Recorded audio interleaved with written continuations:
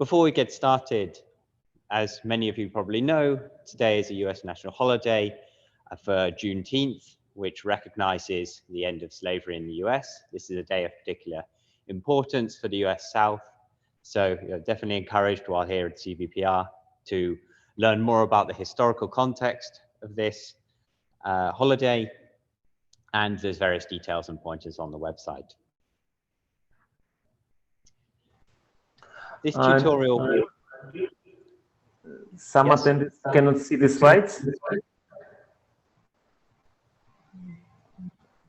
So I can see them, I don't know, but many people in the chat say that they cannot.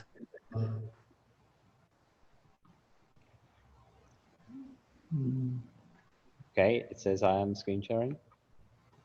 Could you try screen sharing again? Okay.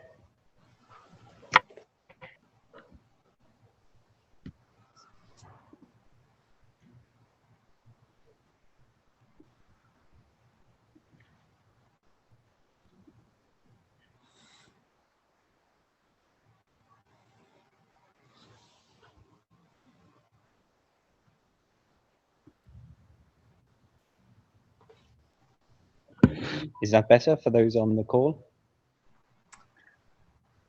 It says I'm screen sharing. Still wait for them to appear. Slides and not anymore.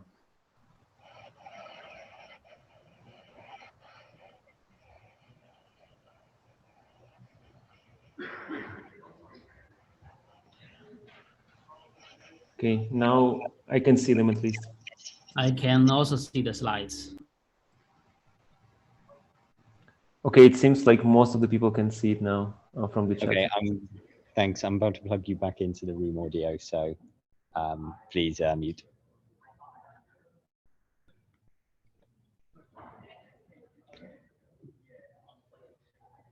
Okay, sorry for that. Just connecting the slides for people on the call.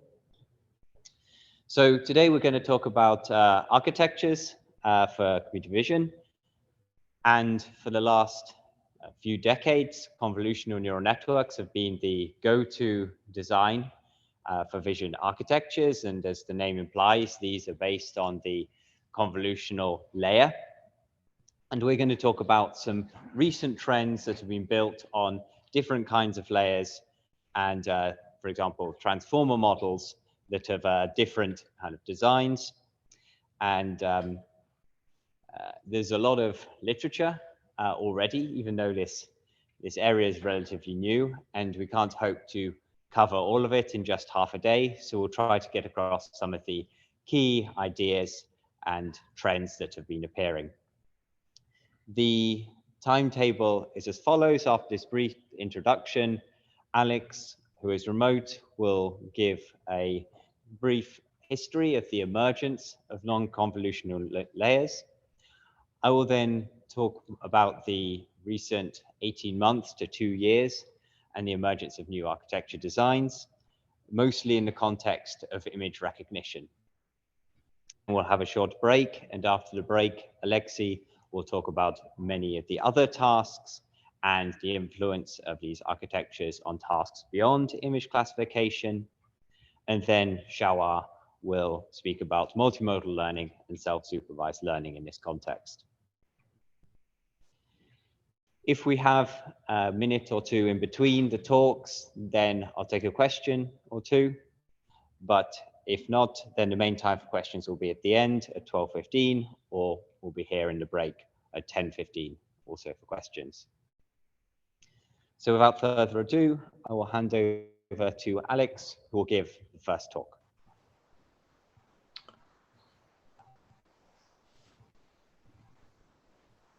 Okay, hi everyone.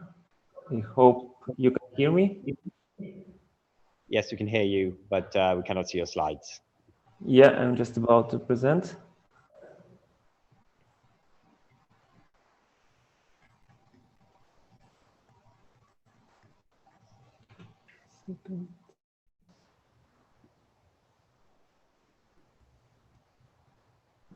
So how about now? Yes, you're live. Okay, I will then start presenting. So Hello, everyone. My name is Alex, and thank you a lot for coming to our tutorial. I will cover the first part, which is about the history of non-convolutional layers. This is the high-level outline of my talk.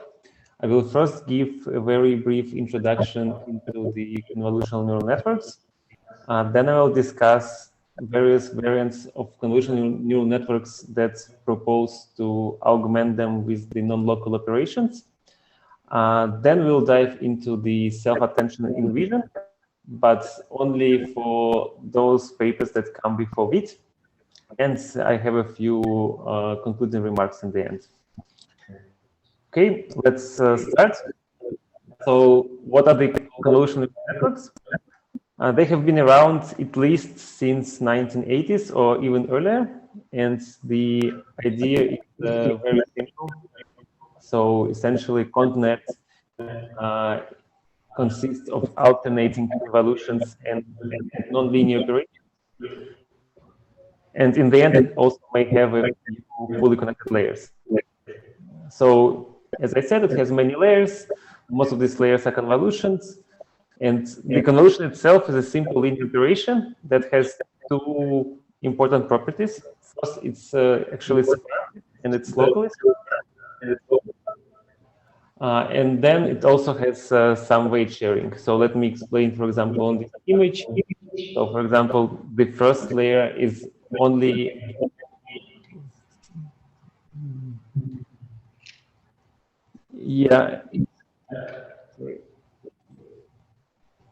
there's very strong background noise. I wonder whether it's possible to do something because it's a bit hard for me to speak. Can the room be muted? CVPR room 56. Okay, it's good. Okay, yeah, it's now much better, and I will continue. Okay, so let's get back to convolution. So as I said, convolution is a linear operation that is sparse, and in each layer, each activation is only connected to a small area in the previous layer. And also, when you apply the convolutional operation for different spatial locations, the weights are shared. Now, let me quickly present the so-called AlexNet paper. So it was the first successful application of a deep neural network, of deep convolutional neural network to ImageNet scale data. As you can see on the right, the network has 8 learnable layers. 5 of them are convolutions, and 3 of them are fully connected layers. It has the first convolution with relatively big field of view, which has 11 times 11 kernel, which means it sees a window of 11 times 11 pixels. And then the window becomes smaller over time to go to 5 times 5, then to 3 times 3. And then in the end, there are 3 fully connected layers used to predict the final label.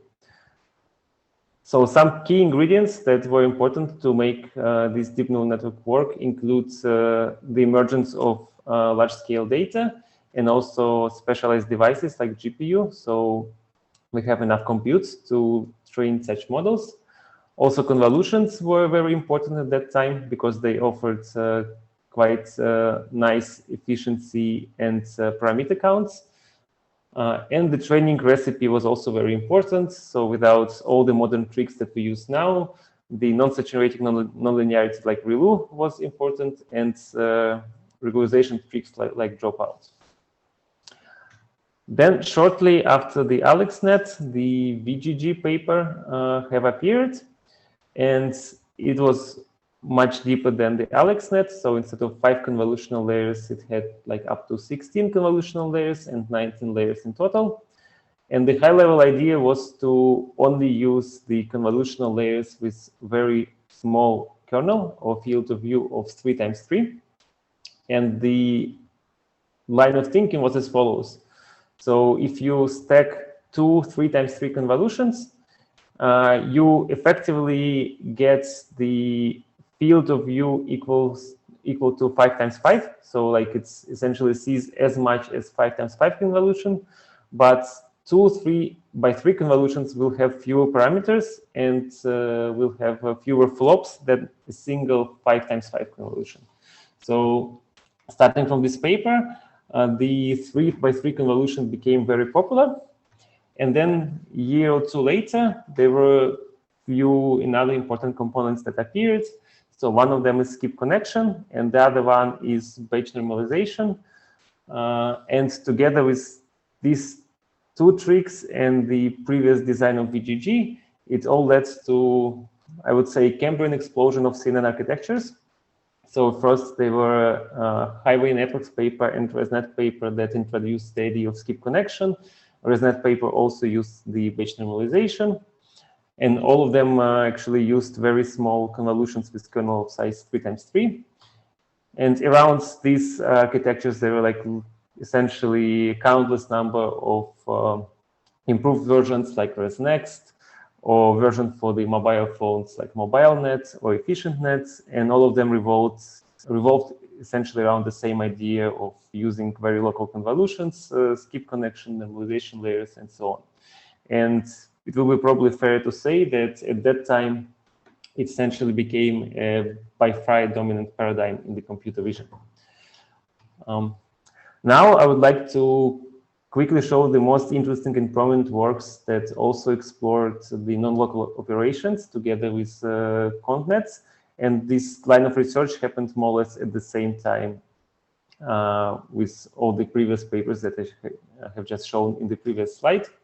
So the idea is very simple. Let's think of some non-local operation to add to ConvNets to make them more powerful. And the squeeze and excitation networks is a very prominent paper that was one of the first on this front. So what they proposed is to take the intermediate outputs of the tensor of the network, take the intermediate output of the network, and then squeeze out all the spatial dimensions, then apply the 1 times 1 convolution to this, and then use this flat vector, which you will get as a result, to multiply all the dimensions in the input tensor. So it is essentially a very simple global operation. It does some kind of all-to-all communication, but it is very constrained. So it does this communication in a very constrained way. Then an immediate follow-up from the same authors was the Gather and Excite paper. In this paper, the authors proposed not to squeeze out all spatial dimensions in this additional block, but only partially squeeze out. So let's say you still have 8 times 8 intermediate tensor, and then you again apply fully connected network to it and use it to modulate the layers of the convolutional neural network. So the results were quite encouraging. So for example, if you take the ResNet 50 and add squeeze and excitation blocks or add gather and excite blocks, you essentially get the same or better results while using fewer flops and fewer compute overall. So which kind of goes opposite to the line of thinking in the VGG paper and shows that if you cleverly use the global operations, your result can actually be better and even more parameter and compute efficient. And then the next one took this idea even further. So it's called BEM, Bottleneck Attention Module. And it essentially does two things to the intermediate tensor in the CNN. It compresses it spatially by applying, for example, global average pooling. And it also does another operation which preserves the spatial dimensionality, but squeezes all the channels. So in the end, you get two new branches. One of them is flat and doesn't have any spatial dimensions. And the other one has all the spatial dimensions, but has only a single channel. So then we sum up these tensors while broadcasting them, and we end up with the tensor which has the the same shape as the original one, and use this one to modulate the input by just doing per element multiplication. So in the experiments, the authors show that this layer works, and it works better than squeeze and excitation networks, and leads essentially to better results for free. So you don't need more parameters or more compute to get the better results. So this actually begs for a question whether we should consider even more general global operations, but I will talk about this a bit later, and you probably can guess what will be the more general global operation. But now I would like to also mention two very interesting papers. So they explore how one can apply pure MLP supervision. So one of these papers is called How Far Can We Go Without a Convolution? And the other one is called Towards Learning Convolutions from Scratch. So they have relatively similar experiments and conclusions. So both of them operate on small resolution images, like from the CVPR data set. And they both observe that if you just use this standard training recipe, it doesn't work too well. But if you devise a specialized regularization scheme, or if you apply stronger augmentations and regularizations to your model, you actually end up with better results. So which is consistent with the current results that models that use global operations actually require much stronger regularizations or big data or both at the same time. Okay, now I will smoothly transition to the next part of the talk, which is about self-attention. But first, I would like to remind people what is the self-attention and the transformer model. So while people in vision were obsessed with very small convolutions and with taking a lot of them, at the same time, people in the field of natural language processing were obsessed with the completely different thing. They were obsessed with the transformer model and probably still are. And surprisingly, this model is actually very similar to the standard ResNet-like model. So the idea, so like the ResNet model, the transformer model consists of multiple blocks, which are repeated many times. And each block is actually very similar to the ResNet block. So it has the skip connections, it has the normalization layers, it has the feed-forward layers, which is just another name for 1x1 convolution, exactly as used in the ResNet model. But instead of 3x3 convolution, it uses the self-attention layer, which is very different from the 3x3 convolution because it has the capability to globally process the input as opposed to processing only very local part of the input. So let me very briefly explain what is the self-attention layer. So I want to really stress that it's a global operation that processes all the input data at the same time, and it operates on the level of embeddings. So let's say it gets only 2 embeddings, which I show on the example on the left, but in principle, it can process as many embeddings as you want. I just show 2 because it will be a bit easier to explain. So let's say the self-attention gets the 2 embeddings, x1 and x2, shown in the green color. Then it has 3 linear heads, and it projects these embeddings to 3 more embeddings, which are called queries, keys, and values. And now let's concentrate on the first embedding. So to compute the self-attention layer further, we take the query that corresponds to the first embedding and compute the inner product of this query with all the keys for all other embeddings. And we end up with a list of scores for each of the embeddings. For example, in this example, it is 112 and 96. The next step is to normalize these scores across all of the embeddings. And then these scores are used to compute the weighted average of all values of all embeddings. And this will be the output for this particular word. And the same set of operations is repeated for each embedding. And as you can see, you essentially can model any interaction between any pair of the inputs. One more thing I want to mention, which I don't want to discuss in the detail, is that typically this self-attention layers has many heads, which means that you apply it in parallel. In each layer, you apply it in parallel many times, and each head has a chance to model different pattern of interactions.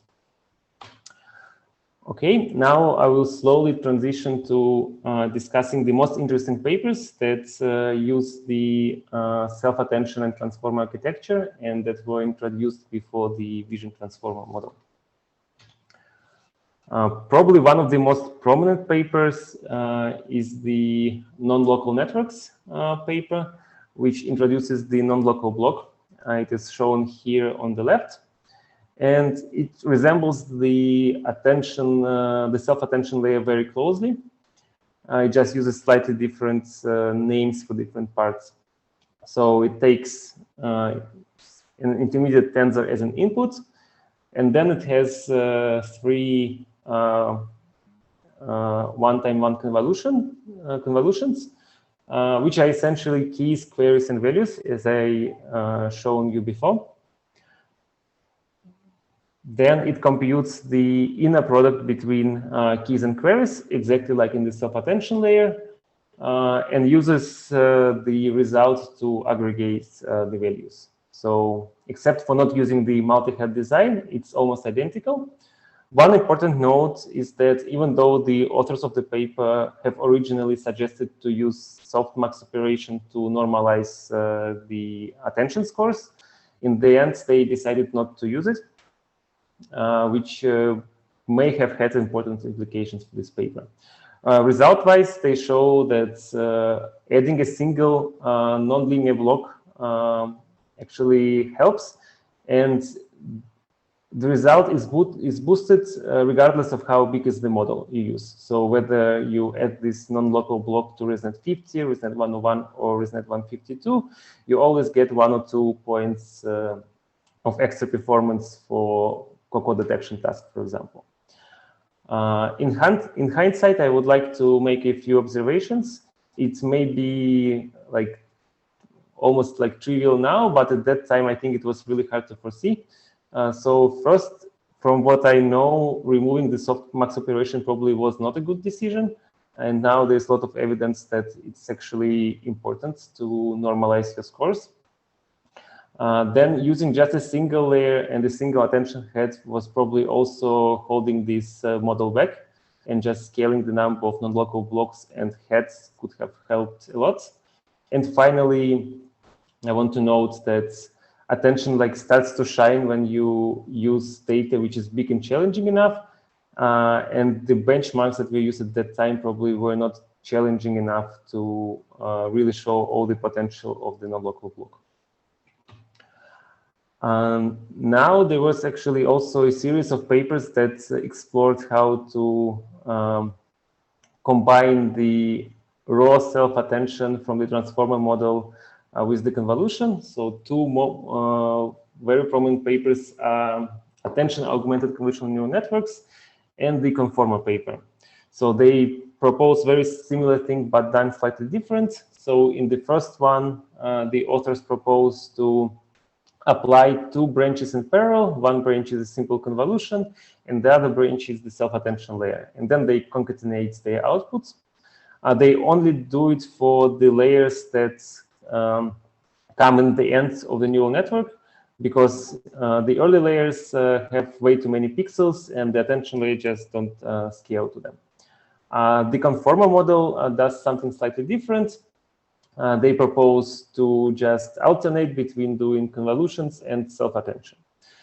So both of the papers show promising results, and they essentially show that you can get slightly better results with the same flops and parameters as with the ConvNet. One thing that I also want to mention in the hindsight, that the tasks that were considered there were also probably not challenging enough to really show the full potential of this self-attention. And as we know now, the design can be simpler, and for example, self-attention also may work without help of convolutions if you do other things correctly.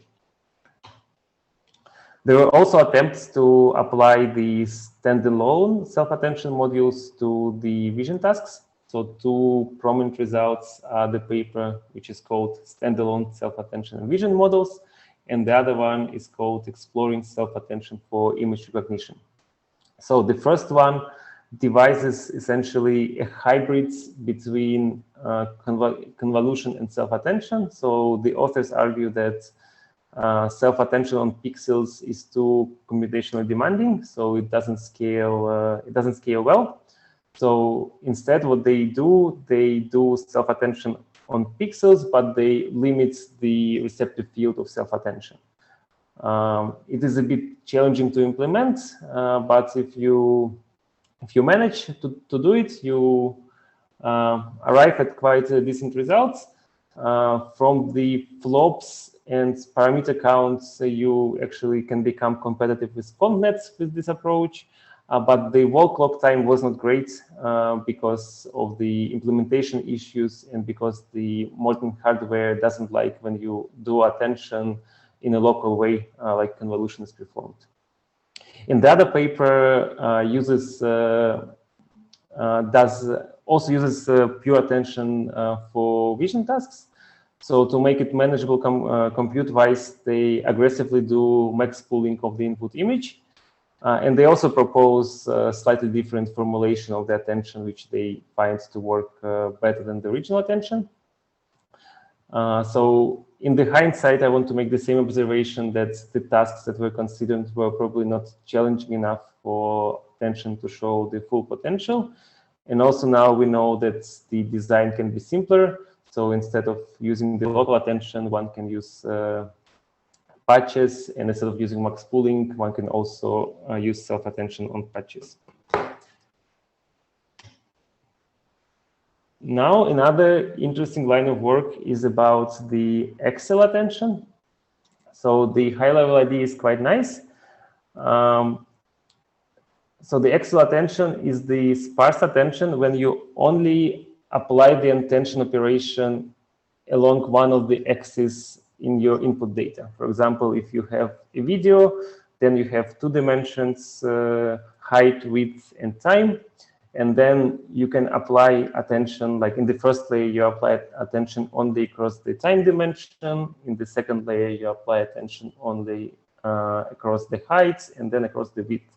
And then when you apply these three layers sequentially, you essentially model the interactions of everything with everything. And it's also quite efficient because it's very sparse form of attention and you save a lot of compute because of this. So this idea was successfully applied to panoptic segmentation in the Excel DeepLab paper. And also it was successfully applied to generative image modeling.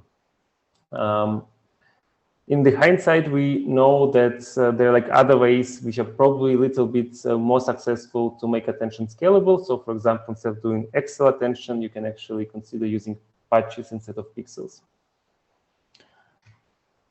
And finally, there were a few interesting papers that were using pure transformer model with the standard self-attention for generative image modeling.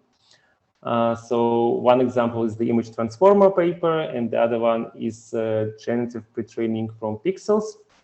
So for example, in generative pre-training from pixels, they argue that images have way too many pixels, so we can not directly apply transformer. But what we can do is to heavily downsample and quantize the image as shown in the image in the second row. And then after we do so, we can apply a pure autoregressive transformer or BERT-like model to model such representation of the original image. And then the interesting result that was shown in the paper that despite that you heavily quantize and downsample the image, you actually get relatively decent representations. So they are not as good as specialized self-supervised methods, but they get quite close. And the image transformer paper uses the sparse localized version of attention to do autoregressive image modeling. and they show quite nice result, and that the transformer model does better job than convolutional model at modeling the structure of the image. And the final paper that I wanted to show, I find it's actually very interesting. It's called On the Relationship Between Self-Attention and Convolutional Layers. It makes two very interesting points. One point, it actually formally shows what I think most of the people believe to be true, but also have not, it wasn't before have not shown that it's true. So essentially the theorem says that with this self-attention layer, you can exactly represent the convolution. What is interesting is that it also highlights that it is important to have many heads. So if you don't have multiple heads in your attention layer, then you won't be able to exactly represent the convolutional layer. And another interesting result is about the scaling. So the paper does all the experiments on relatively small CVPR10 dataset, which has 32 × 32 resolution. But even this seems to be computationally expensive. So they propose to not operate on pixels, but to operate on patches. And they say that they use 2 × 2 invertible downsampling operation to downsample image by the factor of 2. But then they also say that going beyond this, like to larger images, is not possible because it's too computationally expensive. So this may not be exactly true, and I will probably let Neil to talk more about applying the downsampling to the image patches. Okay, and that's almost it. So now I want to quickly conclude my talk. So first, I want to say that using very local operations like 3 × 3 convolutions can be very tempting because they are somewhat powerful. So if you stack enough of them, you can in principle like model very complicated functions. And they also offer very nice total parameter counts and flops. At the same time, it became apparent that over time, there were many papers that were showing the opposite trend, that if you actually add the global operation, then you can make your network actually more efficient and achieve the better or similar performance using fewer flops and parameters than the ConvNet with just the convolutions. I also want to say that if you use the global processing layers like self-attention and MLPs in the context of vision, they may require some extra care. So they can be very computationally demanding if applied naively, because images have millions of pixels. So you need to make some clever modeling decisions to make them scale. They tend to overfit much easier. So for example, as we've seen from the MLP example, unless you apply some specialized regularization schemes and strong augmentations, they don't work too well. And there is a huge design space of how you can design the global operations. So there are like dozens of papers that propose different designs, and things like multi-heads, they can be not trivial, but also very important. And finally, maybe one of the most important takeaways is that you often need challenging enough tasks to see that attention works really well. So like for some standard classification tasks, you may get away with ConvNet, but as the tasks become more complicated and you make stronger augmentations, or if you consider generative modeling or something similar, then you may see bigger and bigger difference between the ConvNets and the transformers. And yeah, that's everything that I wanted to talk about. And I think I have some time to take a few questions if needed.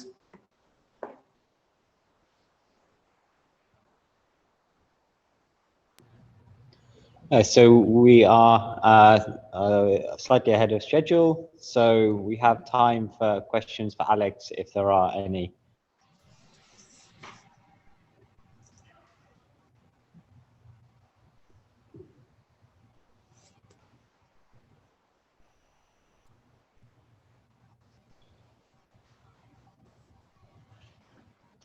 one over here.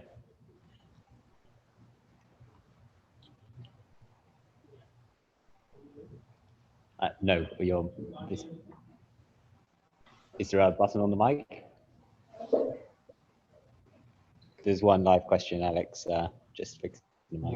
Yes. So, on that first, I really have a very obvious question. So, what do you think the trajectory is here?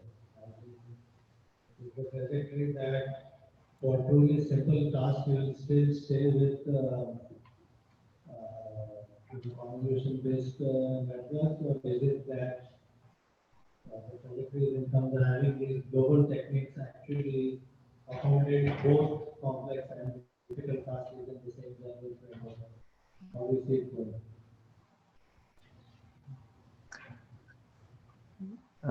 Unfortunately, I will need to ask, I think, Neil to summarize the question because the sound was too bad, too much echo, so I couldn't really parse it. Okay, I can try to summarize the question. So I think the question was, what is the trajectory here in terms of different kinds of tasks and using convolutions maybe for simpler tasks and these other operations for others? Is that a good summary? Yeah, I think the trajectory is that as the vision tasks become more and more challenging and we get more data and more expertise how to train models well, like for example, recently there were like lots of great augmentation techniques and regularization techniques, and also data sets become bigger. We need to put less of inductive bias ourselves, like for example, in the form of convolution, and we can rely more on the model to discover this inductive bias, like even better than we can do. Of course, it can be a little bit expensive, but once these very general models are pre-trained, then it's typically relatively cheap to transfer them to the downstream task. And I would argue that often you can actually save compute by doing this. There's a second live question.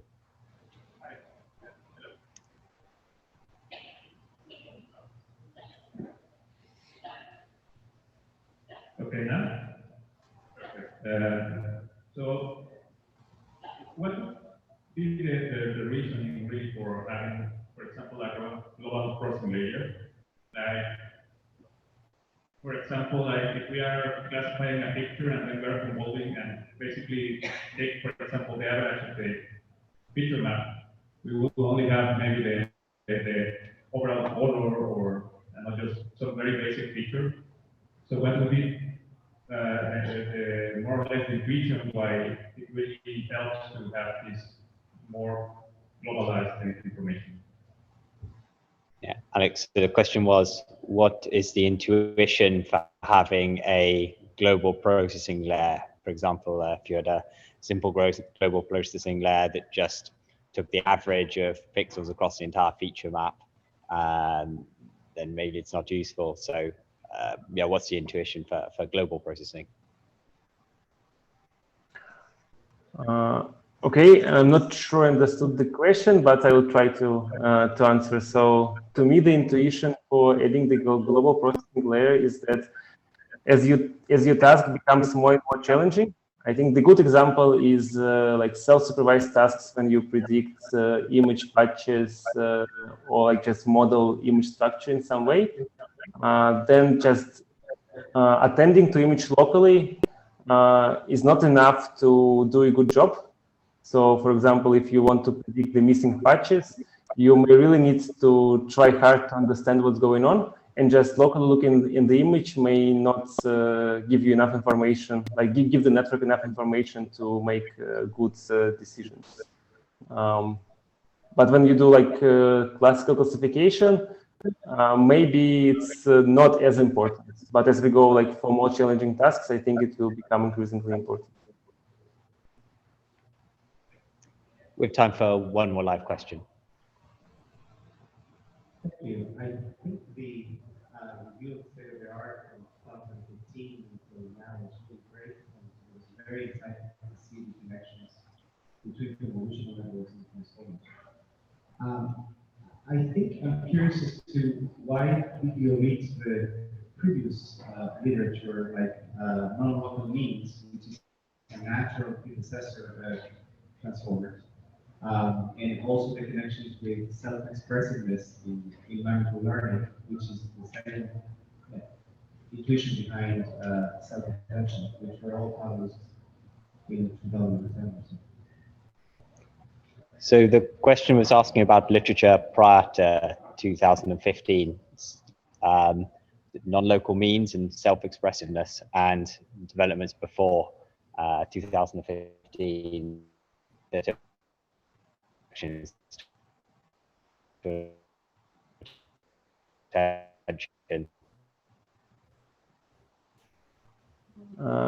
Sorry, can you repeat the last few sentences? The sound was cut somehow.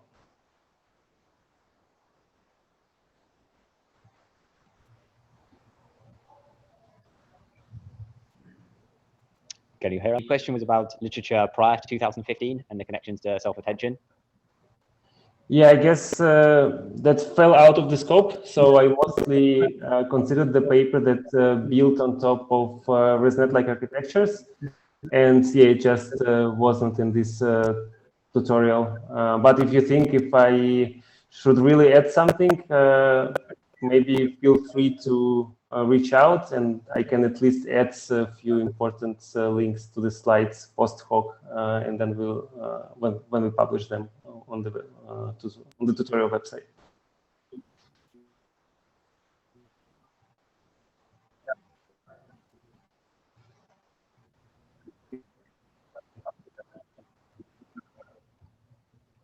Okay, thank you, Alex. And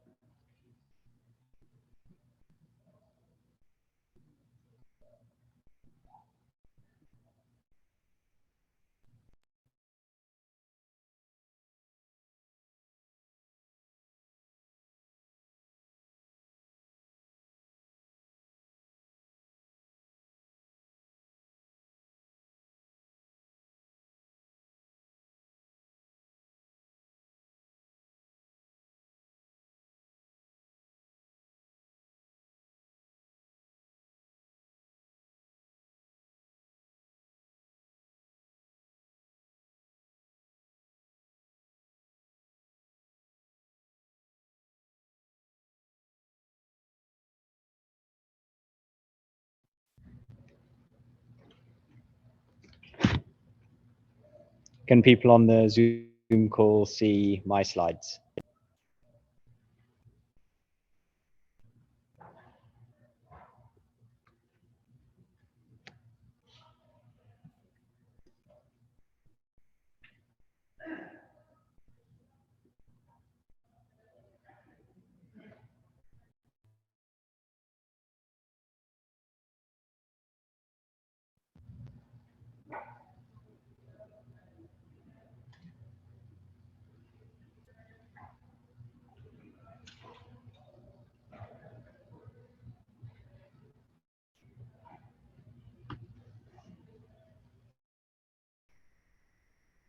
Can people see them now?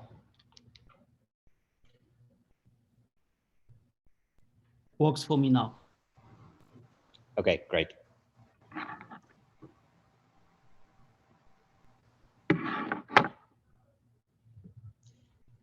Okay, so for this part of the tutorial, I'm going to talk about the last 18 or so months.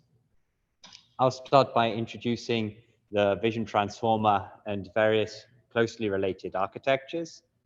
And then I'll speak about various extensions and evolutions of this approach, including data efficient training, the spectrum between transformers and convolutional neural networks, and finally scaling these up. The setting for this part will be image classification, and this is the famous ImageNet benchmark task, where much of the improvement in the last 10 years has been due to the development of convolutional neural networks and ways to train them. And I will focus on the last 18 months, there has been a lot more progress, also due to development of convolutional networks, but in addition, the architectures that I'll talk about here. I will, from time to time, be quoting ImageNet performance numbers from papers in order to give an idea of how different methods perform and the progress. But it is important to note that looking at one benchmark number alone shouldn't be done in isolation, but one should typically consider looking at several tasks in order to evaluate the quality of a method or an architecture.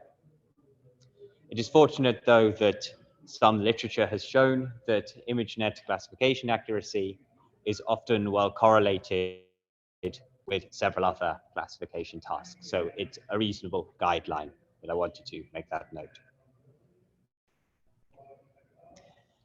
Let's dive straight into the transformer that Alex has already spoken about a bit. So the encoder-only variant from NLP, for example, used in architectures like BERT, looks like this.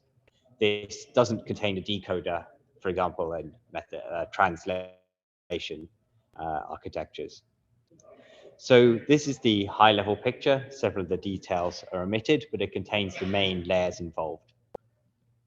The transformer accepts as input a sequence of vectors that originally comes from a sentence.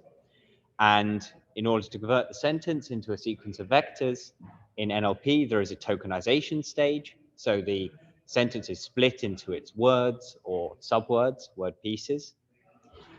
A vector is then looked up in a table for each word. So this is the word embedding stage.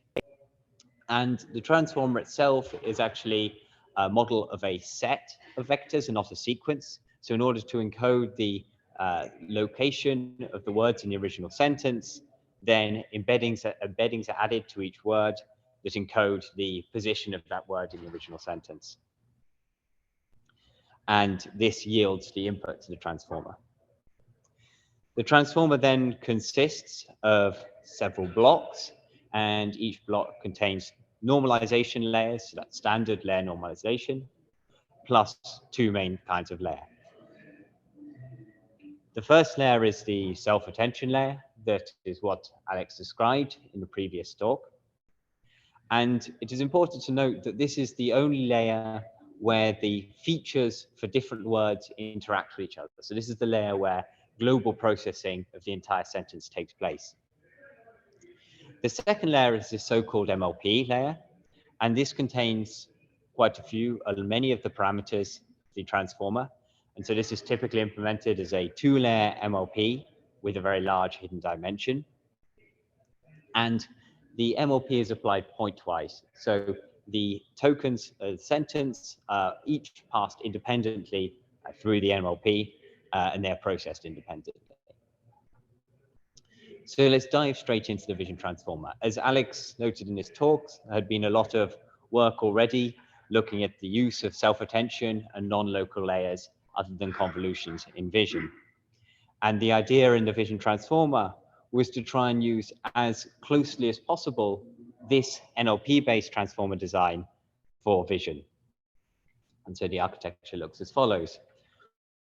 One has, again, the tokenization stage that mirrors somewhat the tokenization of sentences. Of course, one has an image now instead of a sequence of words. And so the simplest way to tokenize an image is simply to divide it into its patches. And it's this patching operation that allows one to reduce the sequence length from the number of pixels just down to the number of patches. These patches are then projected to the desired hidden width of the transformer.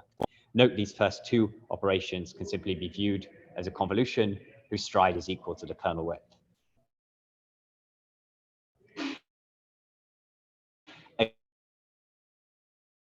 Again, the position information is lost, so the patch in the top left-hand corner would not be, the model would not be able to learn that, the original location of the patches. The actual architecture itself is completely identical to the NLP variant, so no changes were made there. Finally, in order to make a prediction, there is a dummy token that doesn't correspond to any learned patch, but it just corresponds to a learned vector. And this vector can, of course, attend to the other tokens corresponding to the image patches and will represent the class of the entire image. And I think it is instructive to look at some intuitive properties of convolutional neural networks that are built in by design and see to what extent they also hold for the transformer architecture. So the first is shift invariant. So the convolution itself is, of course, shift invariance. One can move the input and the output feature map will move in correspondence. Now, convolutional neural networks as a whole may not be entirely shift invariant, and there's literature on this due to striding or pooling, but I think it's fair to say that to a large degree they're shift invariant, so mostly. The transformer is not shift invariant at all, and I've colored the no in red subjectively because this might subjectively seem like a property that would be good to have that is missing. The next is permutation invariance. Of course, if one shuffles the pixels around in an image, the convolutional neural net is not invariant to that operation. And of course, this is something that one doesn't tend to see in the natural world, the shuffling of the visual field.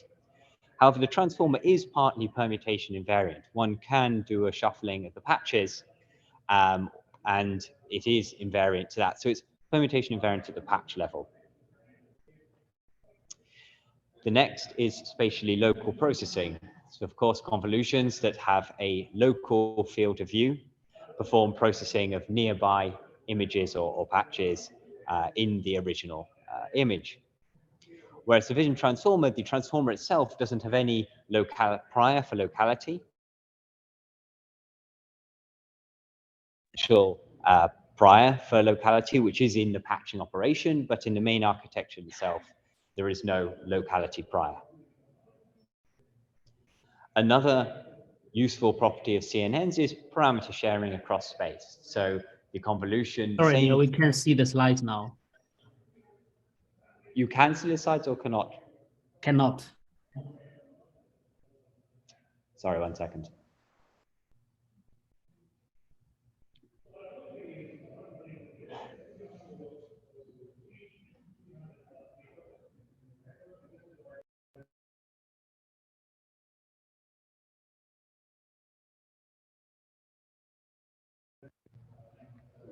Is that better, Shama?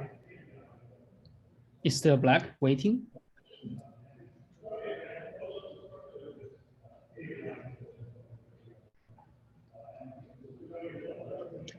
It says on screen sharing. Is that working, Shama? Still waiting, black screen for me.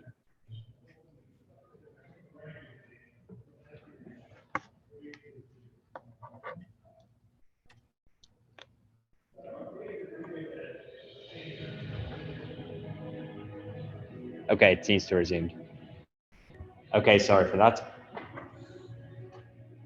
So yes, parameter sharing. So transformers do have parameter sharing across space. So Sorry, Neil, it's still black for, I see, for majority of the attendees. Is there a technical support in the room?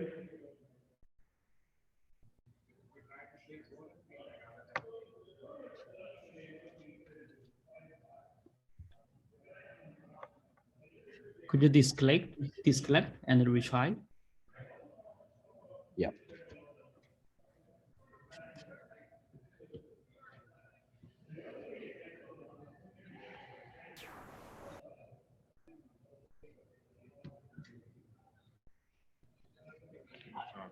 They cannot see the slides for if I go just tab.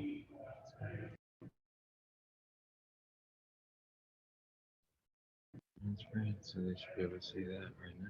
Can you see it, Shawa? Well, it says study the screen sharing, but it's still black screen for me. Like I'm plugged in here, so it should be enough bandwidth. So Android from the chat says works. You're sharing it.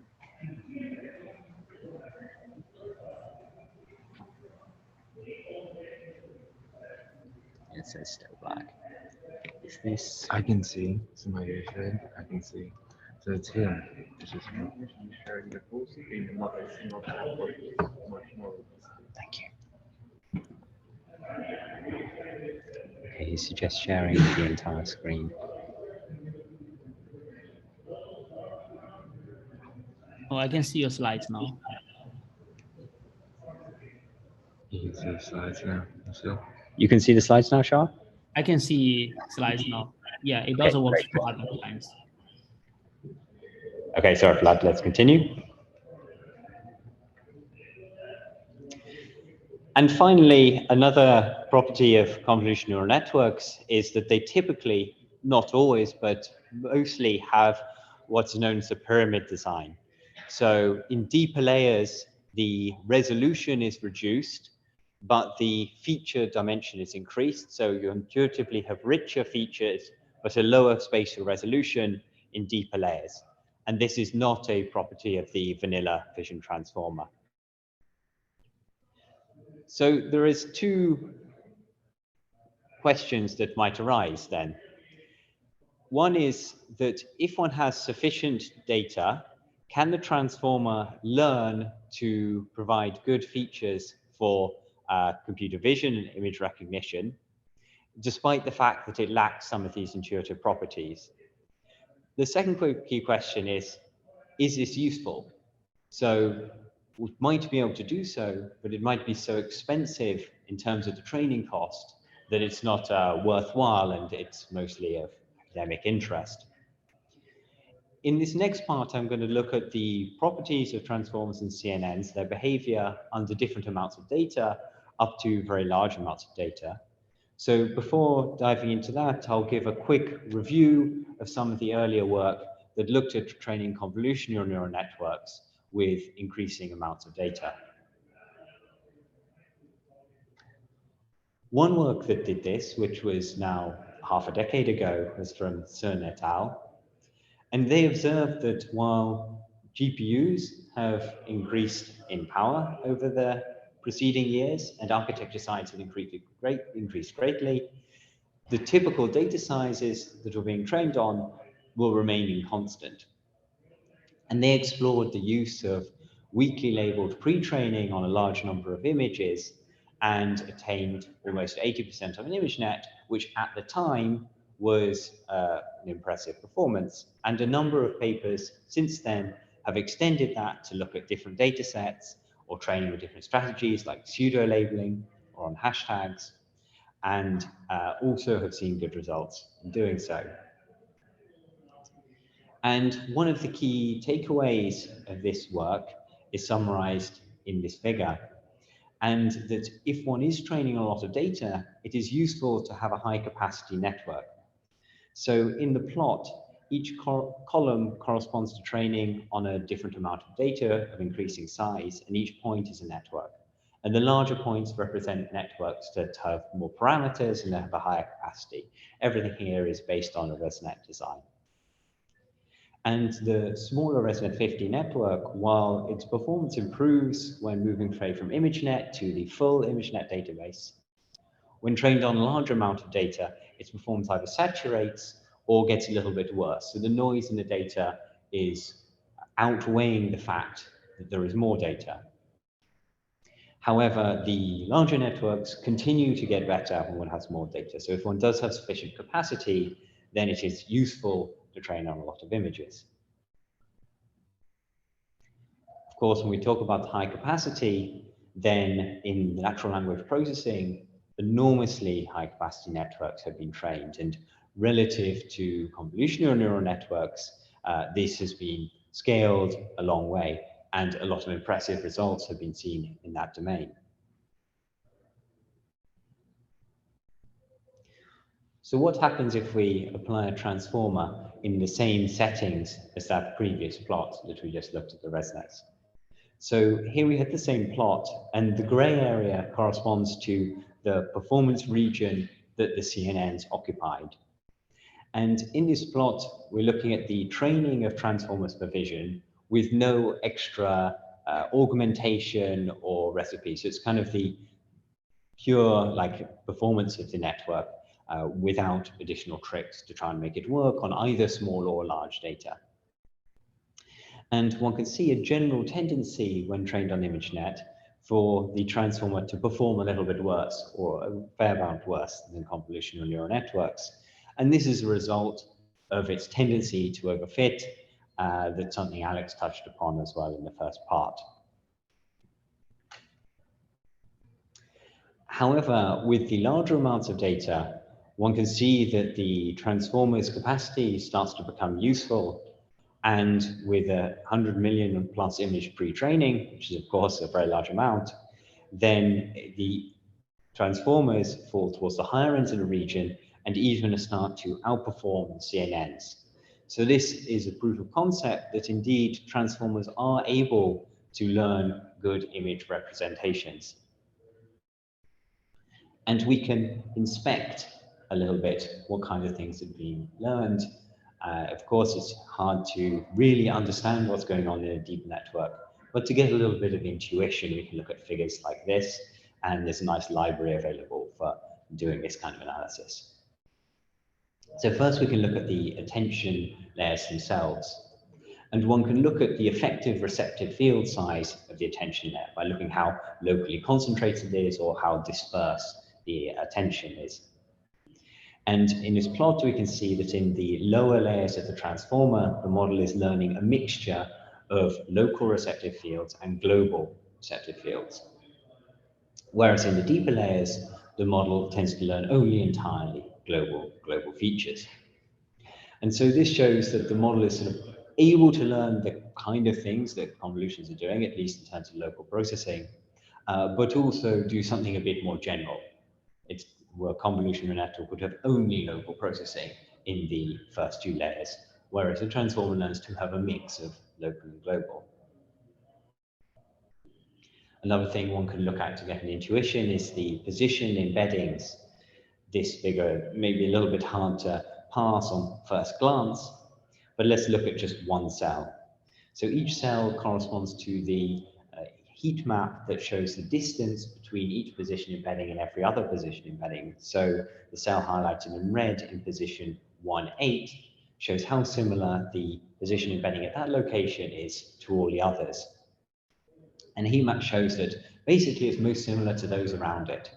And also there is a kind of symmetry pattern, so it's similar to the position on the far side of the image. And this makes a lot of sense because the model is learning which patches are near each other, and that information is probably useful. And also when training these networks, they should be invariant to left-right flipping of the image and are trained to be invariant to left-right flipping of the image. And so that also makes sense that the position embeddings learn to be somewhat invariant to that. But this is perhaps the more important result still. So this is a controlled study of CNNs and transformers trained with similar recipes and optimizers. And on the x-axis is the cost of pre-training each network, and the y-axis is the transfer performance. And all these networks were pre-trained on quite a lot, the same large amount of data.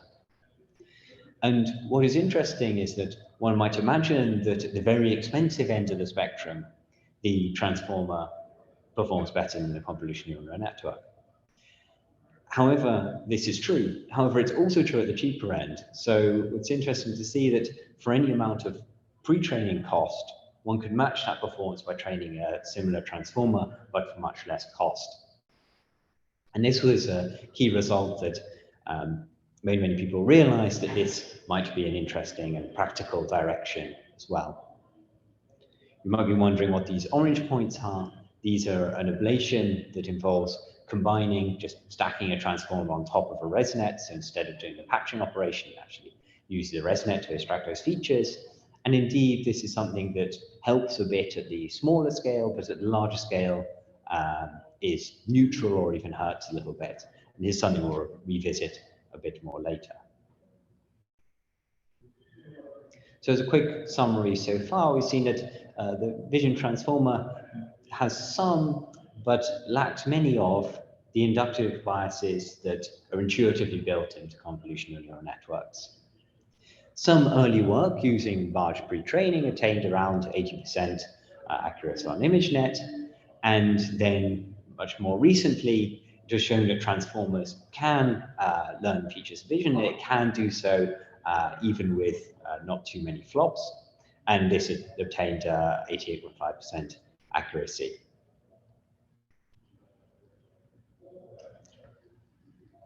So one key question might be, is self-attention the only important ingredient that causes this behavior to arise? And so let's look at this a bit.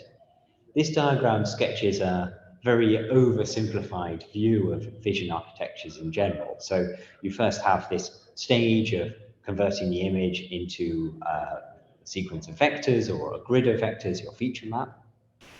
And then you have your activations, and essentially each layer in the architecture does one of two things.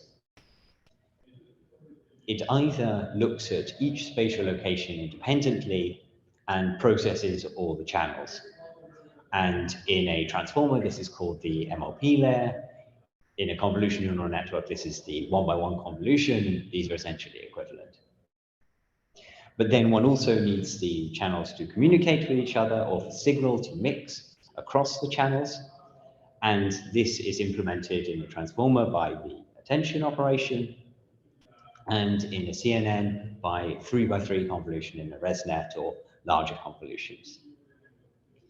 And so an obvious question might be, well, instead of using either attention or convolution, can one just replace this with another MLP? So this would enable the basic building block of mixing the signal across the channels, but it would answer the question of, is the self-attention really the part that makes the transformer work for computer vision? And there were a number of works that essentially simultaneously looked at this question, the MLP mixer, ResMLP, GMLP, and others. And this is a diagram that shows one of those architectures. And so this is the MLP mixer, and the overall architecture is almost identical to the vision transformer, except for one key difference, that instead of using any self-attention, it uses this MLP to process all of the tokens simultaneously. And it works as follows. You have two layers in the network, as before. You have the standard sort of transformer MLP layer that takes each visual token and passes it through a two-layer MLP. But then you have this other MLP layer that's essentially identical in structure. It's a transposed version with different parameters, the original MLP. And this operates, instead of on each token separately, it operates on each channel or group of channels independently, and applies an MLP that slices across all the tokens. And so it gives you a new channel that's a function of that same channel, but across all the tokens. So it's a very simple and symmetric design that tests whether the self-attention was the only key part of the transformer recipe.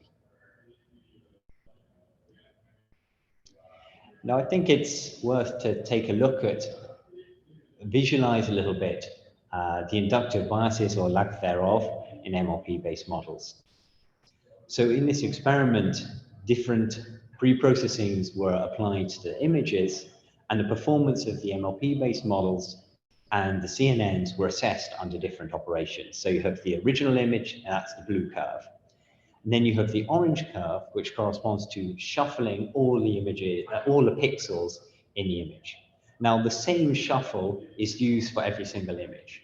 So it's still learnable, but of course, to a human, it would be very hard to learn from those kinds of images.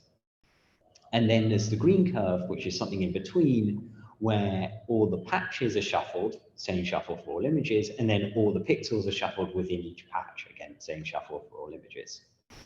And as expected, the CNN's performance degrades a great deal when one does the patch and pixel shuffling, and even more with the global shuffling, and that kind of makes sense. Whereas curiously, the MLP-based model, it doesn't matter at all whether it's looking at the original image or the patch and pixel shuffled image. To the network, it is invariant to that. And so it doesn't affect learning in any way. Of course, global shuffling does. and performance is decreased, but not nearly as much as to the CNN. So those kind of priors that these shuffled pixels would hurt learning to some extent are not present for the MLP-based model. This is also true for transformers. Yet despite that, the key result from multiple of these papers was that these sort of pure MLP-based models can also learn code features for vision.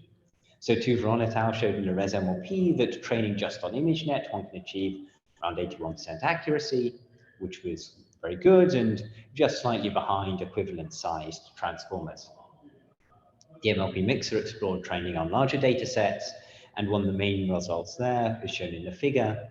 The MLP-based models in pink basically fall on or very near to the Pareto frontier, which contains the state-of-the-art architectures of the time, such as HaloNet or NFNet and others. And so that was a very curious result that indeed one can learn these good features with this generic setup, and it's not just self-attention that is enabling the learning in transformers. So now I'll just take one slide aside to look at a couple of practical caveats of these architectures that might be of interest to practitioners. So one is convolutional neural networks can trivially be applied, or at least fully convolutional neural networks can trivially be applied to images of any resolution. If you change the resolution and feed the image to a transformer, everything is fine, except the position embeddings. So typically one has to do a manual resizing of the position embeddings in order to account for that, but that's relatively straightforward. Whereas this MLP design, while it's very interesting, is a bit more fiddly if one has to change the resolution, because the channel-wise, the MLP that spans across the patches is a fixed size. So if one changes the resolution, one has to reinitialize that with a custom initialization and then fine-tune it a bit to learn the new resolution. So practically speaking, that's a bit less convenient. Another thing is that attention is famous for its quadratic scaling in the sequence length, which is of course quartic in the resolution of the image for a fixed patch size. Yet for image classification, this is not too big a deal, because one's typically working with images that are don't have a very high resolution, and as a result, there's only small evidence for this quadratic scaling starting to creep in for the largest models and the highest resolution. And so this is not a huge issue for classification. For other tasks where there could be a very high resolution, then of course it might be. So to recap, we have seen that transformers can learn great features of vision with data. However, while attention is certainly useful, it's not the only key ingredient of the vision transformer architecture. And we've seen that those inductive biases that enable learning from lots of data and learning good features of vision are not necessarily intuitive, because we've seen that despite a lack of them, one can get good performance. So I think the main question going forward is, do such architectures sort of only work in this large data regime, or are there other regimes they can be made to work in as well? And that leads to the next part, which is the various extensions and many follow-ups of this kind of design. So first is data efficient training or pre-training, next the VIT CNN spectrum, and finally scaling up. So what if you want to train a vision transformer, but you want to try and do this on, say, the ImageNet dataset, and one doesn't want to use a large pre-training data or doesn't have resources to do that? Well, essentially, there's four common ways of going about this. First is data augmentation, so simulate having more data, being careful with one's regularization, then distillation. So instead of injecting CNN-like inductive biases into the architecture through the layers themselves, if one distills a transformer from a CNN teacher, then that does part of the job. And finally, the optimizer can have a key role here as well. So some early work doing this was from Tudron et al., and they proposed the now well-known DAET recipe. And in this recipe, they looked at lots of different data augmentations and regularization strategies that existed, combined with distilling a CNN teacher. And what they showed in that work, that indeed it was possible to train a transformer just using the ImageNet data. And they got 85% using a sort of base size, so not a terribly large network, with distillation, and 83% without distillation. Now, this note here is always been true, but maybe particularly true now, because now we see that the training strategy is making an enormous difference to performance. And so it's very important to be careful when evaluating different architectures or reading literature, evaluating different architectures, that one is aware that the augmentation or regularization strategy is carefully controlled for, and the right strategy for the architectures are being used in order to enable a fair comparison. Now, of course, it's slightly subjective, but I think it's fair to say that the regularization and augmentation strategy proposed in this work is relatively complicated. There's quite a lot of different hyperparameters and different techniques that have been brought in. RAND augment itself combines many different data augmentations. And perhaps it's interesting just to visualize a little bit how heavy some of this data augmentation is. So this is an image that has been augmented with relatively modest settings of RAND augments. This is not the heaviest RAND augmentation. And perhaps it was surprising before that we saw that the inductive biases in transformer-like architectures are not necessarily sort of intuitive to humans for visual learning. And maybe a similar thing is true to the augmentation. If one was shown the image in the top right-hand corner and told it was an orchid, then this might be somewhat confusing. I think it's pretty hard to see what features of at least one of those images is useful for learning the classes.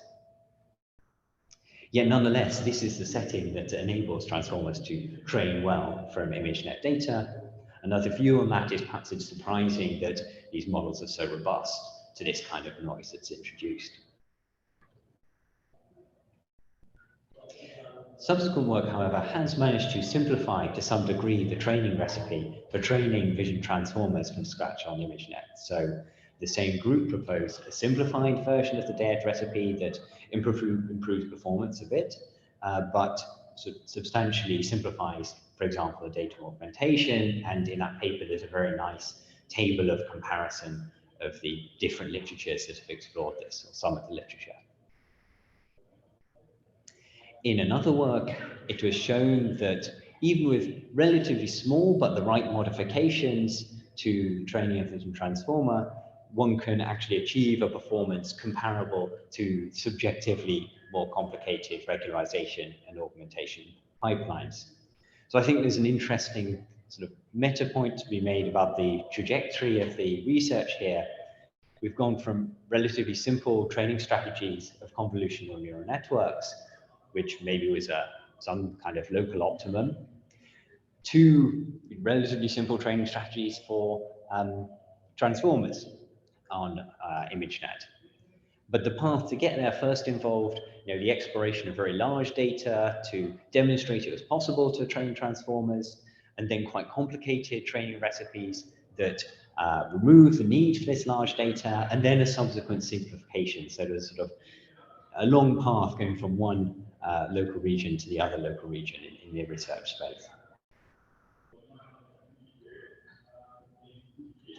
So what about regularization and augmentation in other data regimes? So much of the work focuses on ImageNet, but there is some papers that look at different regimes. So in this work, they showed that approximately speaking, in the larger data regime, you can get away with about 10 times less pre-training data if one uses, in addition to pre-training data, the various augmentations and regularizations that have been introduced. Of course, this 10x is a rule of thumb, and it might not hold exactly depending on one's regime or one's architecture side, but it's certainly interesting that it can make quite a big difference.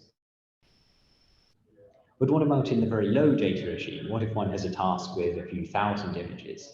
Is regularization and augmentation now so good that one can train from scratch on those data? And unfortunately, that's not so much the case. In this plot, each point represents a single trial. And there are so many points because in this paper, so many different hyperparameters were tried. And the blue points are training from scratch. This is on the well-known Oxford PETS dataset, which contains about 3,000 images. And the green points are transfer of a pre-trained network. And one can see that not only are the transfer runs cheaper, they appear nearer to the y-axis, but also they perform much better. So in this kind of data regime, it's still the case that transfer learning is much easier to work with, both in terms of hyperparameter tuning and performance, than trying to train from scratch. And this is also true for data sets of around 30,000 images. So I think there's still more interesting work to be done there on very small data sets, if one's interested in trying to train from scratch on those. And finally, let's talk about optimization. I think this paper makes a very interesting observation that when trained on ImageNet, there is a tendency for vision transformers and MLP-based models like Mixer to converge to much sharper local minima. And these tend to be associated with, and this is an observation that's been made in various different papers, with poorer generalization, and indeed in this case it correlates with more overfitting.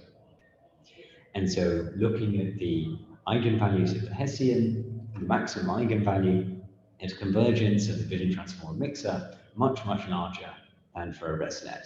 And these are models trained just with sort of standard vanilla training settings. Yet there exist optimizers that are specifically designed to avoid such large minima, such as the SAM optimizer.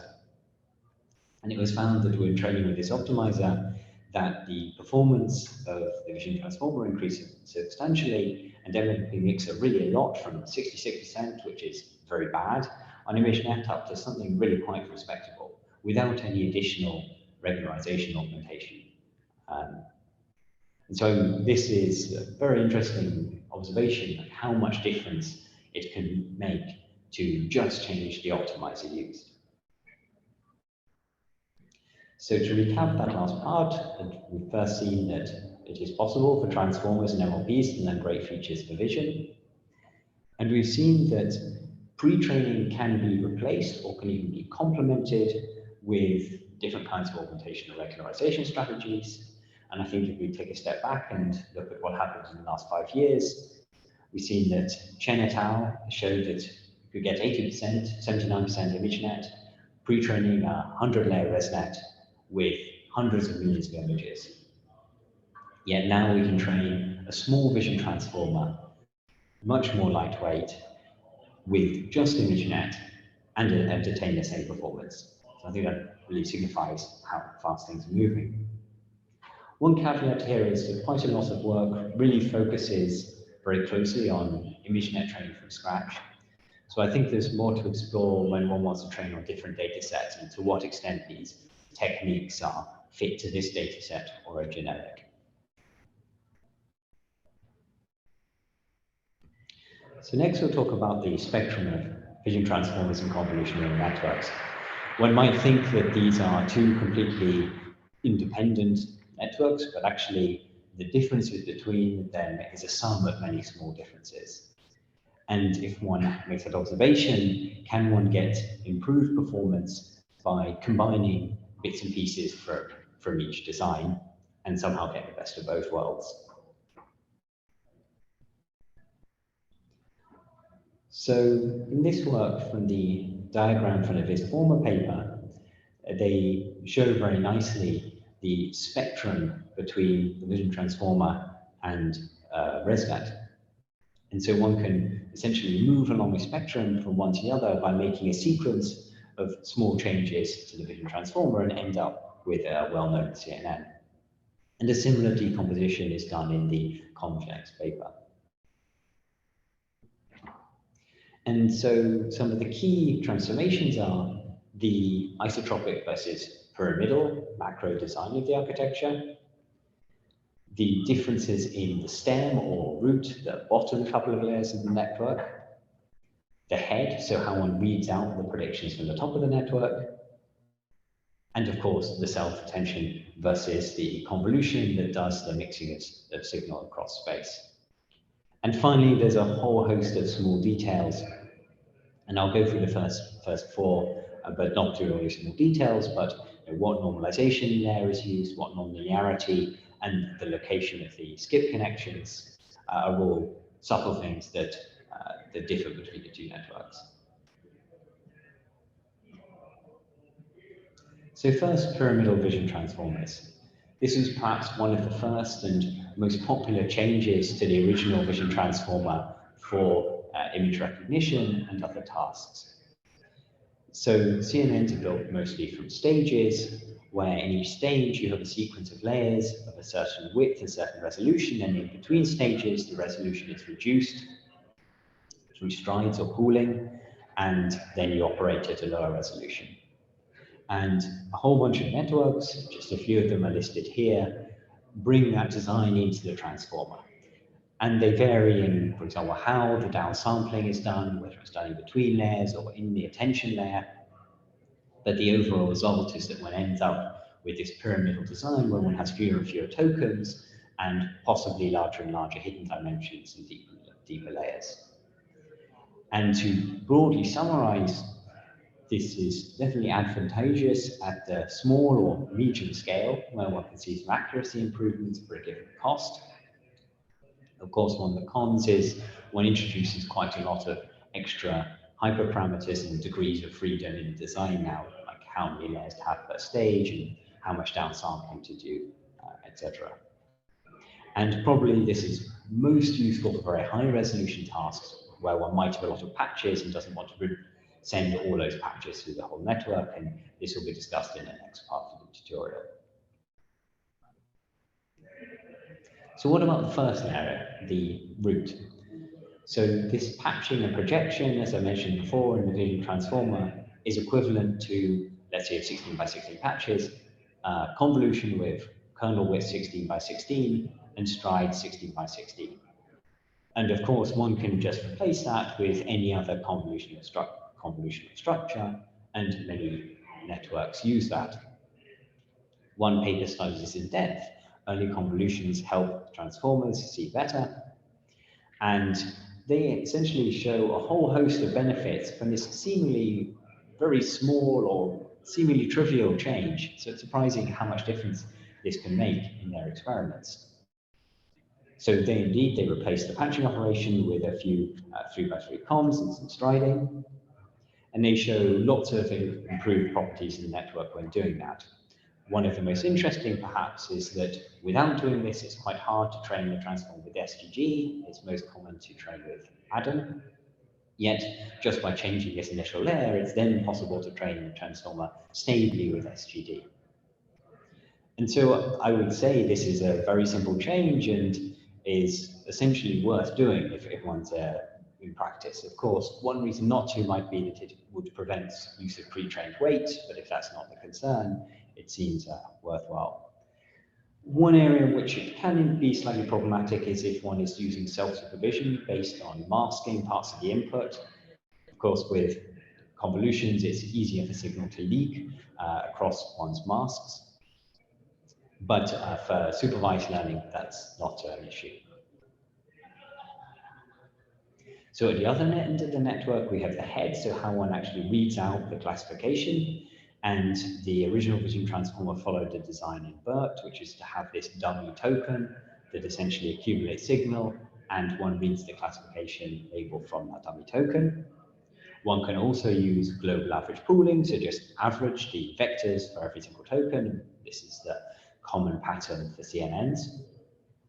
Or one can again reuse ideas from attention. So one can introduce an additional learned vector at the top of the network that then just attends. And so there's an attention pooling, so it's a slightly smarter average pooling that can pick out particular features.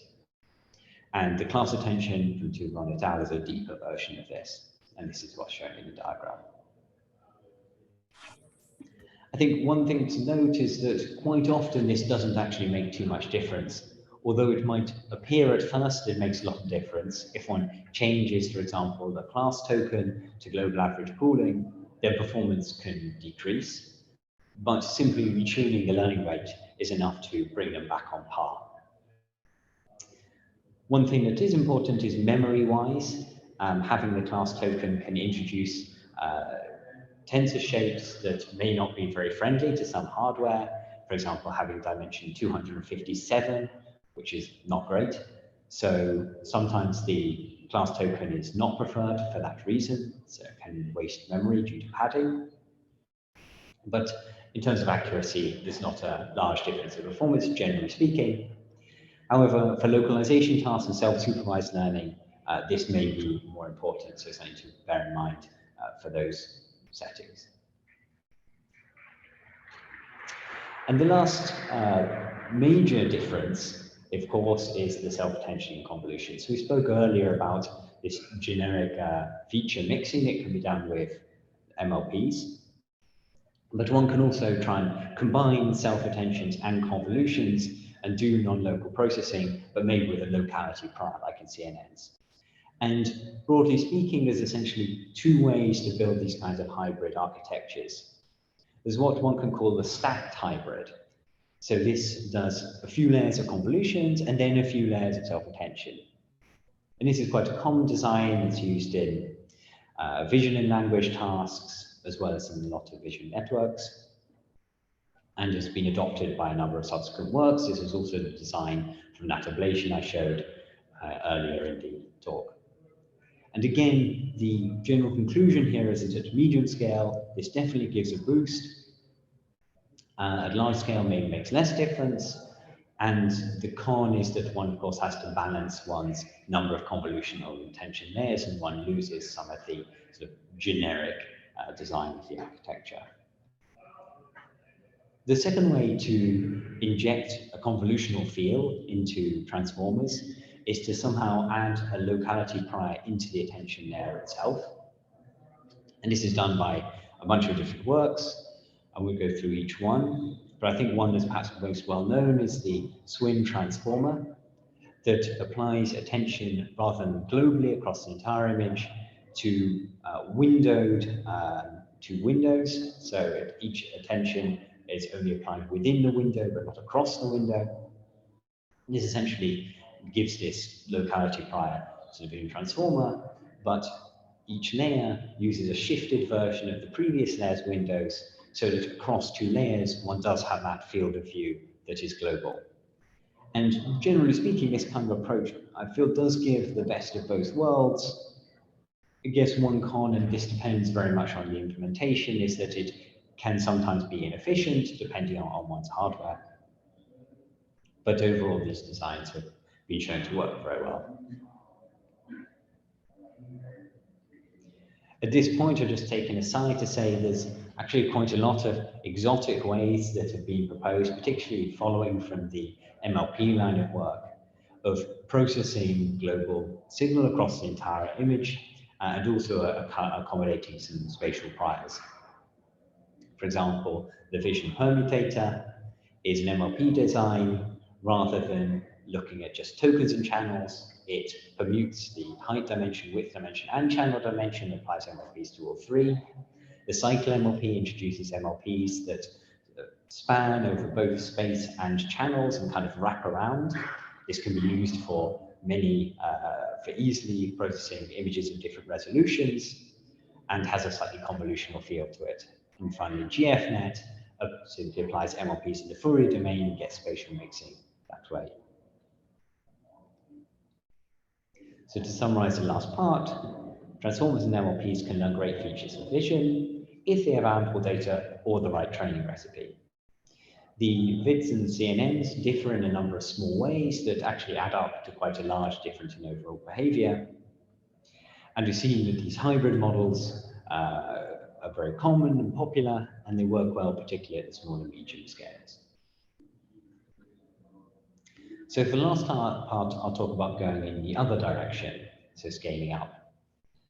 And so some motivation for this is, despite numerous advances in data efficient training, transfer learning is still very effective. So I think the best score on ImageNet, although this changes very quickly, is about 88 or so without extra data. This is using self-supervised learning plus the labels. Yet it's still several points ahead. Transfer is still a few points ahead. And transfer has been shown to benefit from scale, and actually all the architectures we've spoken about so far are relatively small in the grand scheme of things. And so we can first look at the overall picture, so the scaling laws. This is something that has been more studied and relatively well understood in natural language processing, and one can do a similar such study using transformers division. And so each point represents a network. The larger points represent networks trained on more data, and the more ready points are the larger networks. And the plot shows the compute cost versus the accuracy. And for several orders of magnitude, it's approximately linear, which gives this power law behavior, which is the same as is observed in natural language processing. This plot quantifies the amount of data and the architecture is required to process large amounts of data, and these correspond to the points that fall behind the Pareto frontier. But what's also interesting is that at either ends, one's seeing some saturation. So at the high performance end of the spectrum, we are starting to see the appearance of irreducible errors on ImageNet, causing behavior to fall behind the power law. And this is studied, and there's there's a few papers that indeed study this phenomenon, that there is a sort of ceiling of irreducible error on ImageNet. So, but overall, the scaling behavior seems generally similar to language, which is probably a good sign because scaling has worked very well in natural language processing. So a few different papers have gone about different ways of actually implementing larger transformers for image recognition. So in the Kate architecture, this is the one from before that introduced this class attention head.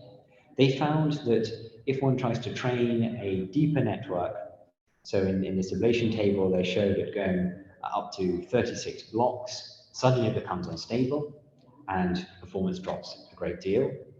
But it can be quite simply fixed with layer scale, which is related to lots of other techniques that are out there like ReZero and FixUp. And essentially you start by scaling each channel such that it outputs by a constant that is near zero. And then during learning, those constants increase. So you sort of gently introduce the processing from each layer. And with that trick, they were able to train a 48-layer network on ImageNet, which at the time was matching some of the best CNNs. Another approach was to squeeze more just out of the vanilla bit architecture without any architectural modifications. It turns out just by doing a couple of small things, one can actually put a much larger network onto a 16 gigabyte TPU in this case, one of which was removing the class token, as I mentioned before. Others are you can reduce the precision on parts of the optimizer state. And if you do that, this diagram shows the number of other dimensions that one can fit onto 16 gigabytes. The orange parts are the original VIT and the blue parts are the new, slightly updated version, and one has a lot more options available to one. And with this, again, the authors were able to train a 48-layer network that trained successfully and achieved good performance.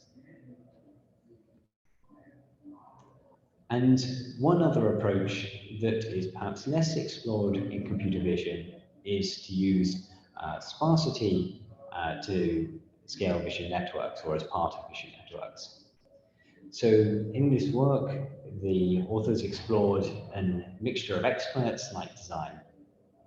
And the idea here is that some of the MLP layers are replaced with these MOE layers. And the MOE layers consist of many MLPs, but you don't apply every single MLP to every single image patch, but you just pass the image patch is through 1 or 2 MLPs. And so you have minimal parameters because you have this big mixture layer instead of a single MOE, but the cost per example is similar to the original network. As a result, one can increase capacity without increasing much the cost of the network, other than storage cost, of course. And this was particularly interesting because it was shown that such networks can be trained effectively and can be trained with the same amount or less compute to the original dense vision transformers.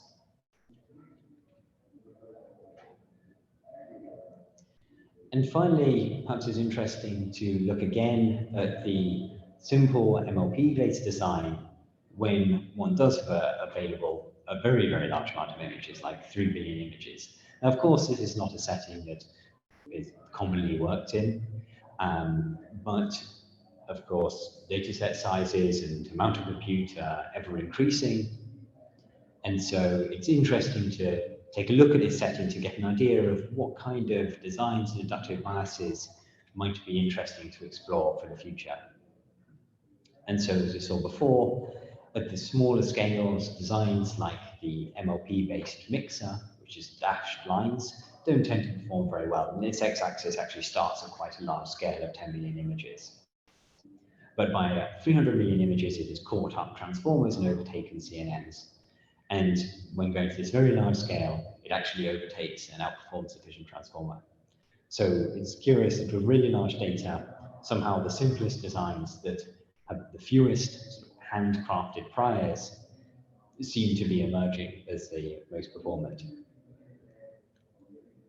So to summarize so far, we see that transformers and MLPs can learn great features of vision, either with ample data or the right training settings. That hybrid models can work particularly well at the medium scale. Then at a larger scale, we see that deep vision transformers can indeed be trained from scratch, but it requires a little bit of effort to stabilize training.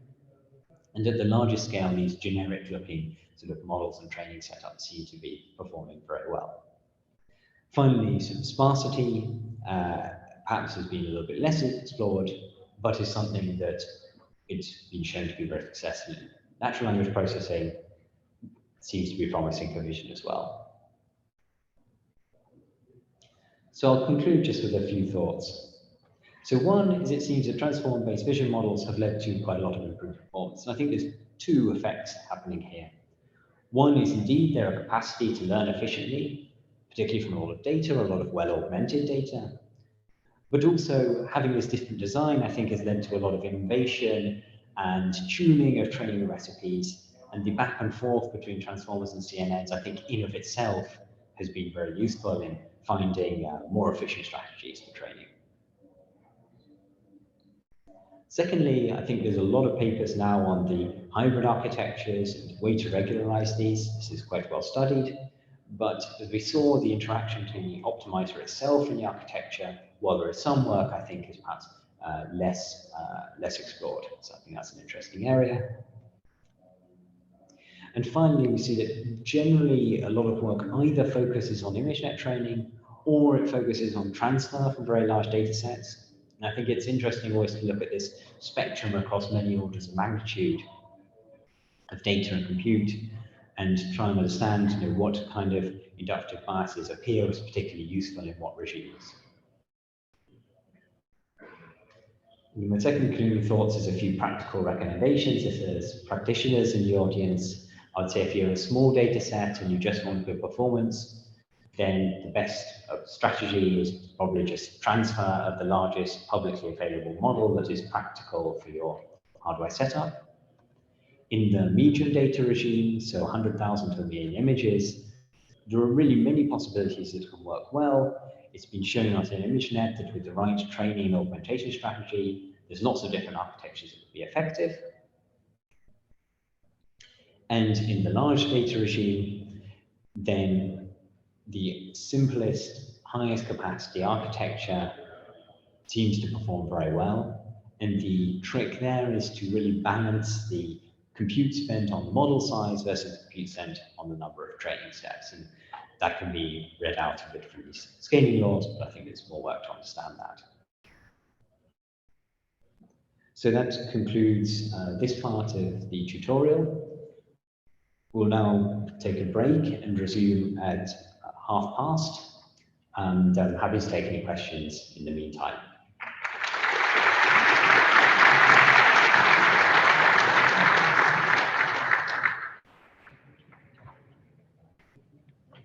Please.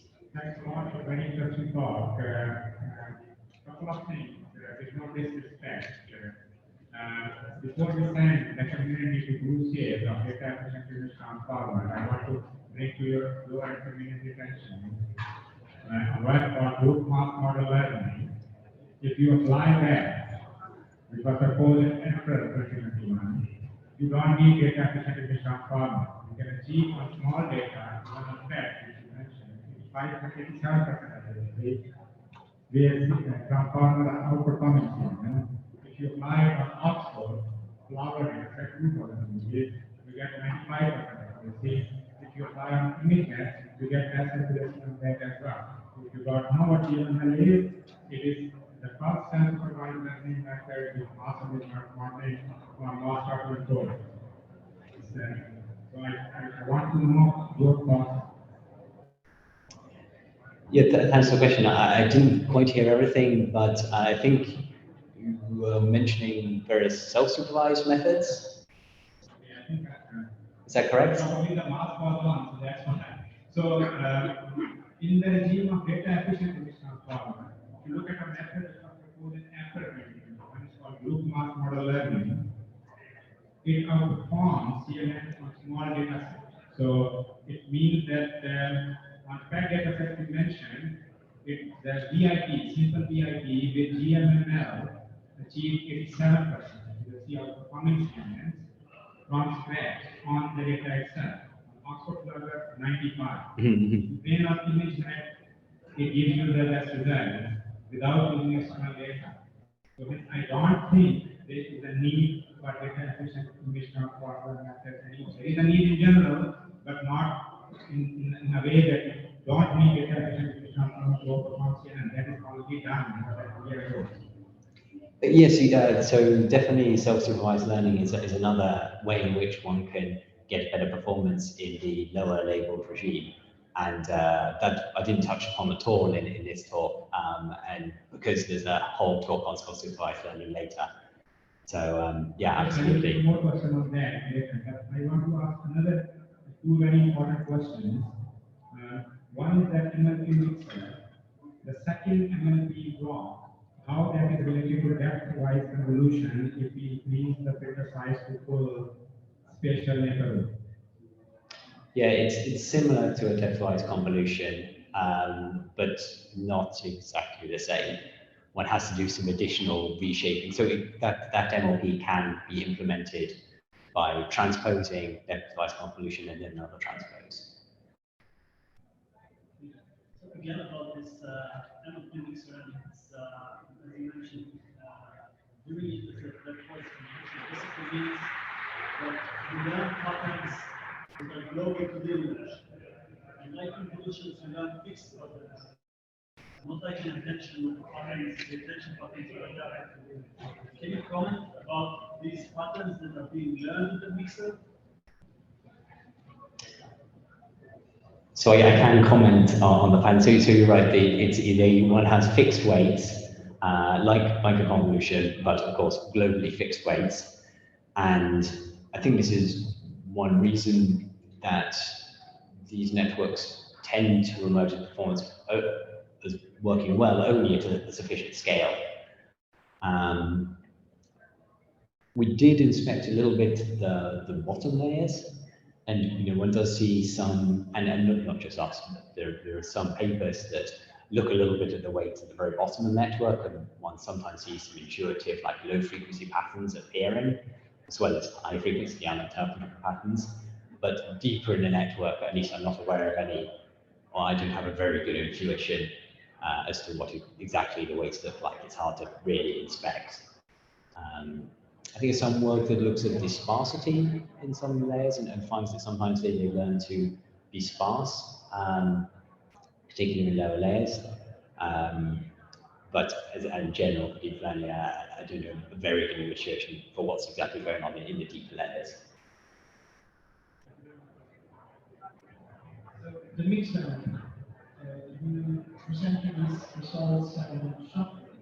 So my question is, how is the positional encoding now? Is that completely prior to shuffling or after shuffling? So the position encoding is the same, so that the shuffling is done on the data side, and then the position encoding is added kind of afterwards on the architecture side.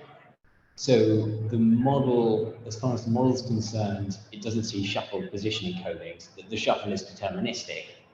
It just gets shuffled data. And so, it can implicitly learn to unshuffle. And that's why it makes no difference, of course. The visualization I showed wouldn't have this nice pattern. It would be the inverse of the shuffle. So this might be fairly obvious, right, from the paper somewhere, but you mentioned that the adding of convolution makes it so that stochastic gradient descent works, whereas without them, you have to use the additive. What is there some known theoretical reason for that, or is that just an observation? So this is an observation from one paper. I don't think there's a theoretical reason for it. I mean, Adam has been an adder factor that's go-to optimizers for transformers, and so developed in that context, and that might be part of the reason for their design. They work very well with Adam, and that was also true for vision, that Adam seems to work best. It was kind of interesting that this small change to just having a couple of convolutions was enough to enable SGD. But I'm not aware of any theory really understanding why that is the case. So I think it's an interesting thing to look at. Yeah, it always makes sense to me that Adam can get to the result faster, but I always also assume that SGD ran long enough to go down the gradient to find the answer. Certainly true for CNNs, but for transformers it seems to be harder to train stably with SGD. Another good question. You mentioned that the point. Thanks a lot, first of all, to explaining that all the waves which are coming in transformer are coming from point-wise convolution. There is a big misunderstanding. We had uphill struggle with the radios in understanding. Thanks a lot for that. Now coming to the point of shift invariance, if they are point-wise convolution in all of them, whether you are MLP or whatever in the transformer, if they are point-wise convolution, what do you think? They are not shift invariant. So the point-wise convolutions are shift invariant. It's the MLP mixer layer or the attention layer that is not. We believe that the transformers are not shift invariant, but most of the information is stored only in MLP. Attention is only looking at the spatial context. That is the case, then transformer should be shift invariant.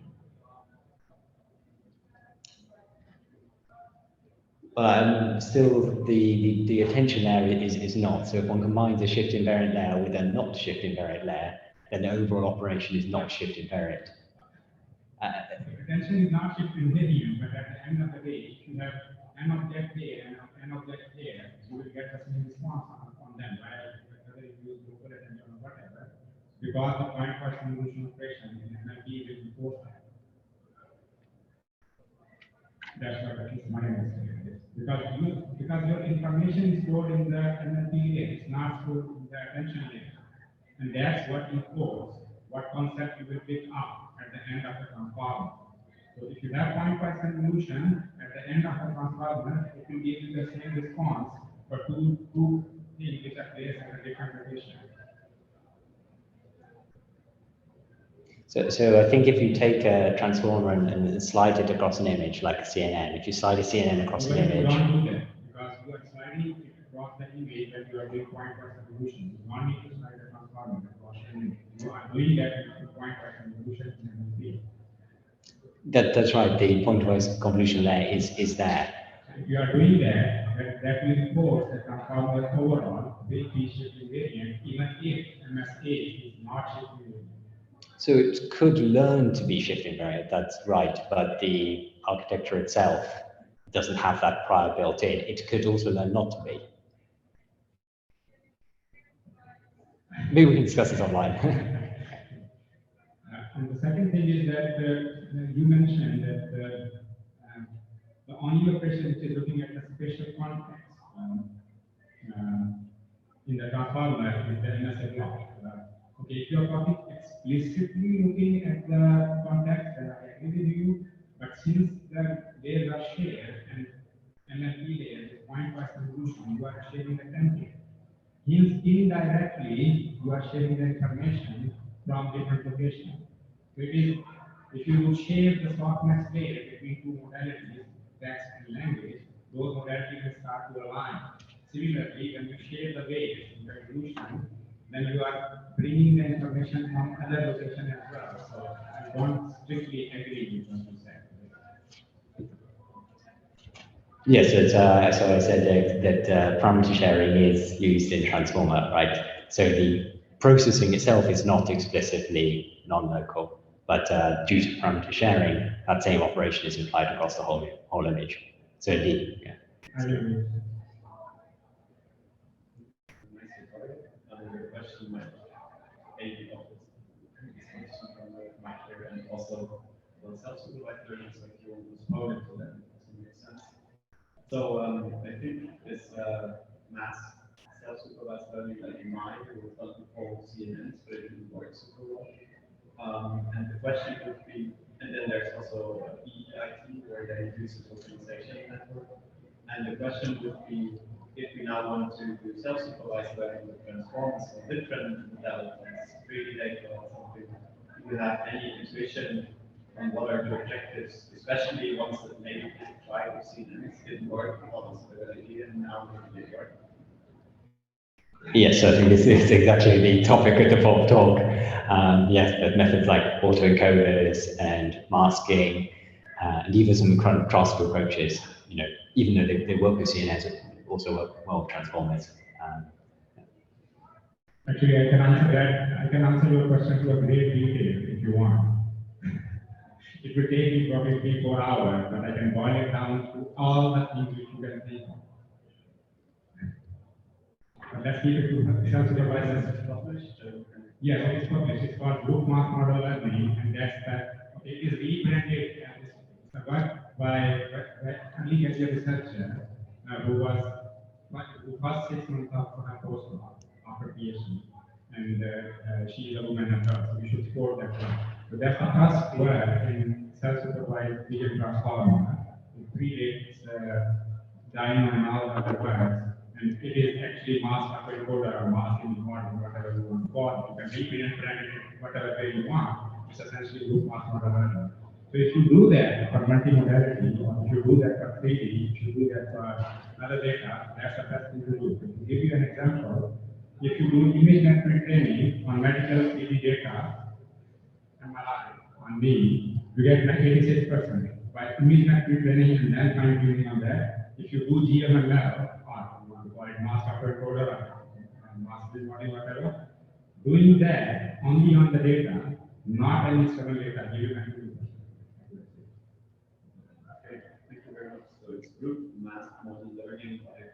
Yeah, it is introduced in self-supervised vision transformer after 2021. We should support as a community early career research because it's coming from an African with women in science as well.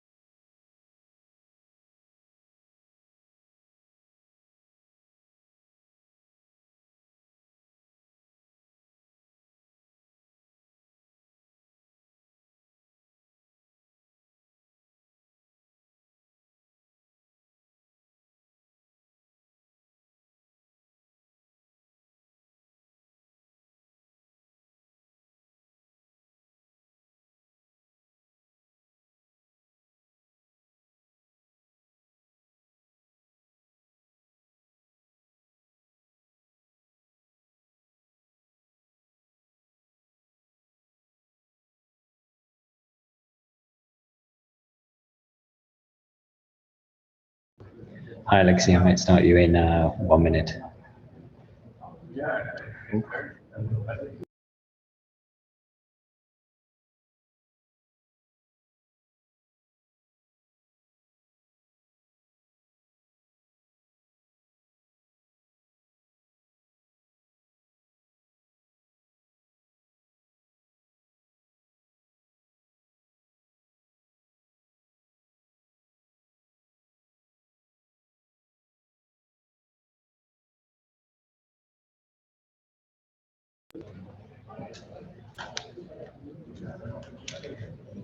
Okay, I'll restart, Alexei.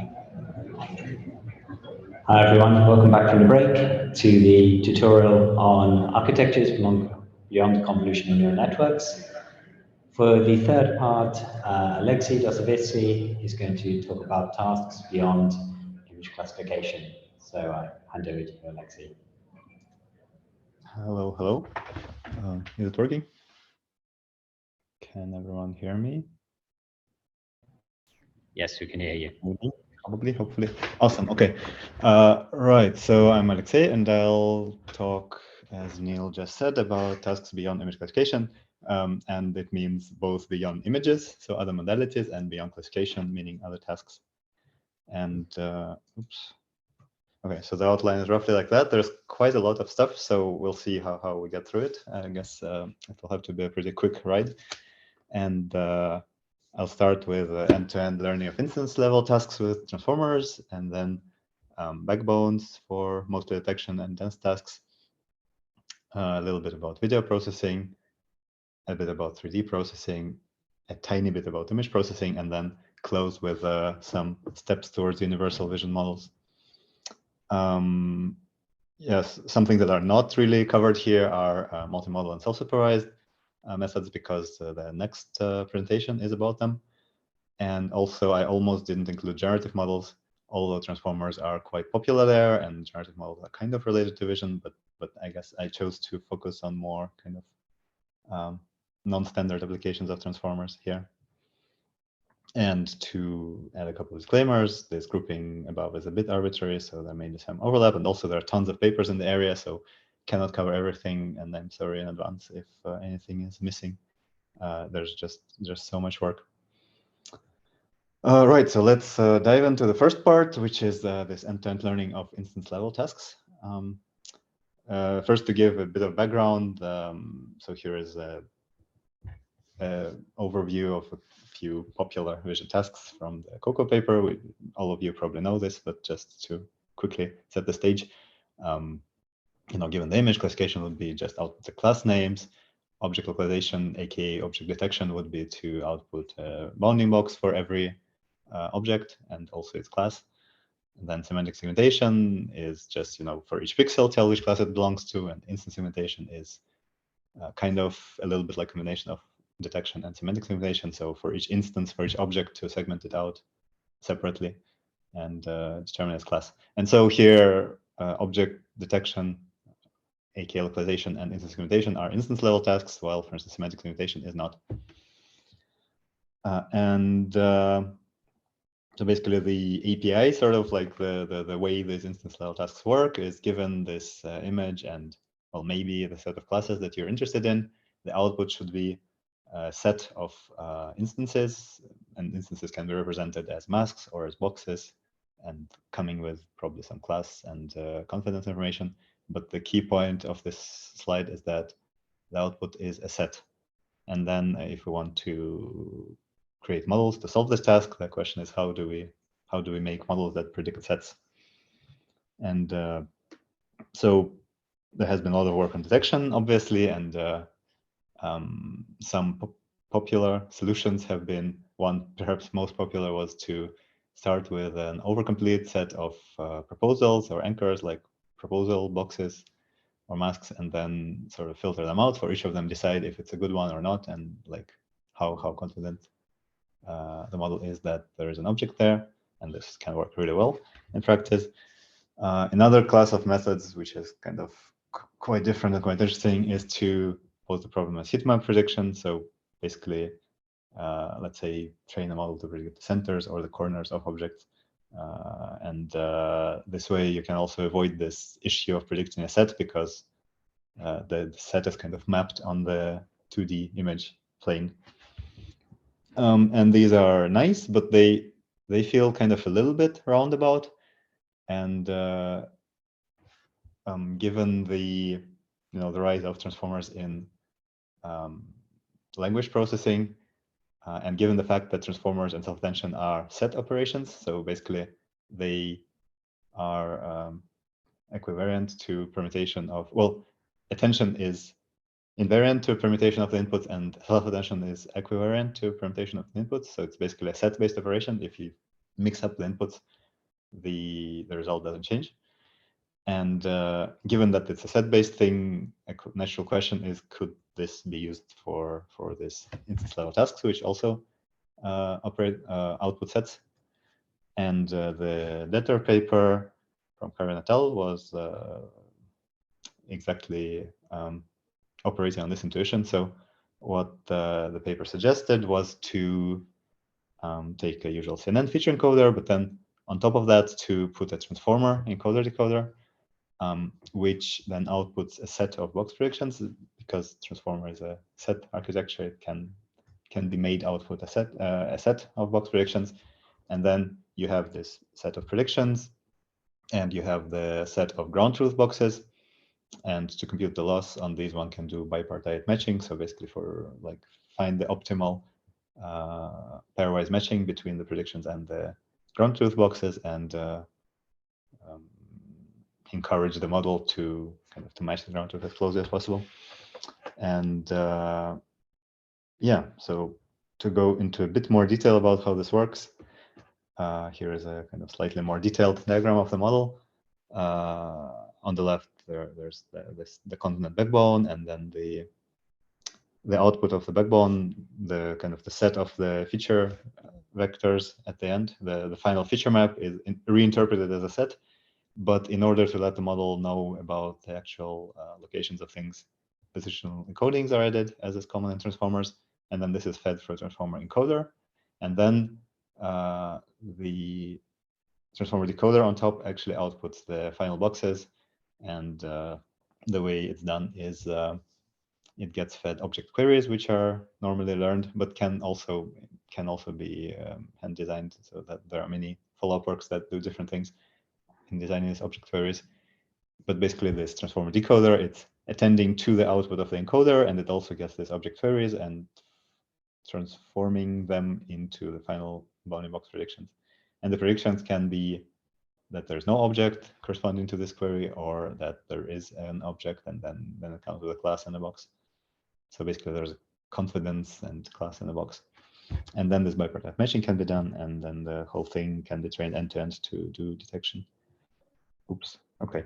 And turned out that this worked pretty well. So here is the table, the results table on Cocoa from the original data paper. And I mean, without diving too deep in the details, it's clear that it's kind of comparable to faster RCNN, which is a baseline here. So it's it's competitive with a very reasonable baseline, which was very promising, encouraging, and inspired quite a lot of follow-up work. And there has been quite a lot of follow-up work. Again, no chance to cover all of it, but I'll just highlight a couple of results in that direction. So one fairly prominent paper was deformable data. It used deformable attention and a couple of other tricks to make the model more efficient and converge more quickly. So one problem with the original data was that it took a long time to converge. And here in this plot is the comparison between original data and deformable data. So original data in gray, deformable data in red. And you can see that the deformable data model converges much faster and also to better values, which was great to see. And then this plot below is from a very recent paper from Archive, which is called Dino, which is a bit unfortunate because there's another model called Dino as well in the transformers space. But anyway, the results there are really, really nice. So now in this bottom plot, the blue curve is the deformable ladder, so like the one the method that looks really good and on top is the baseline in the bottom, and then the green and the red are the well, the red is the paper proposed in this paper, in the method proposed in this paper, and it converges yet much faster and to really nice values. So since the original data, there has been a lot of progress, and these methods keep improving a lot. This second paper, the improvements it does are around query selection. So like as I said, one can be fairly smart about how to do these queries, and attention design, and special contrastive training tricks, and like a few more tricks. So there's now, you know, more and more expertise around these models, and they keep improving quite quickly. And here is a bit more on the results. So this is a comparison between mostly between different debtor flavors. So on the x-axis is the number of epochs of training, on the y-axis is the performance, and yeah, you can see that the original debtor is this like green dot on the bottom right, and then all these other things are different flavors of debtor that came later. I'm not going to dive into the details of them, but just to give an overview, and it's clear that there has been a lot of progress. And now on the right is a comparison of this Dino debtor paper to a bunch of other state-of-the-art methods, which are not debtor based, and it's clear that it's very competitive. So I mean, state-of-the-art, or at least very close. So this again shows that now the debtor-based methods are still very competitive, and it's interesting to see what's going to happen next. Yeah, just another quick note on this topic. So this was all mostly about detection, although instance segmentation also works the same way. And now here, this Max DeepLab is a paper that does panoptic segmentation in this end-to-end way, so kind of debtor style. Panoptic segmentation, as you mostly probably know, is the combination of semantic segmentation and instance segmentation, sort of. So it does instance segmentation for objects, and it does semantic segmentation for background classes like sky, grass, and so on. And yeah, again, without diving into details, I'll just say that Max DeepLab is a fairly elegant way to do this task end-to-end without like tricks and kind of complicated multi-stage, multi-component systems that many prior methods used for the task. Right, so to summarize this section, yeah, the set-based nature of attention and transformers supports these new approaches to end-to-end learning of instance tasks, and the systems of this sort can work really well and pretty competitive with traditional SOTA. I mean, traditional meaning the kind of the prior methods to prior approaches to these tasks. And yeah, so I guess we'll see where this all goes, but it's pretty exciting. Moving on to the next part, which is about backbones for detection and dense tasks. So in the previous one, it was more like there could be a convnet or something, like some sort of backbone, and then on top there was a transformer that was doing this instance-based stuff. And here now in this section, the idea is basically that the whole model is, or most of the model is actually non-convolutional, like very much along the lines of what Neil was talking about, but now for other tasks, not for classification, but for detection and segmentation, and so on.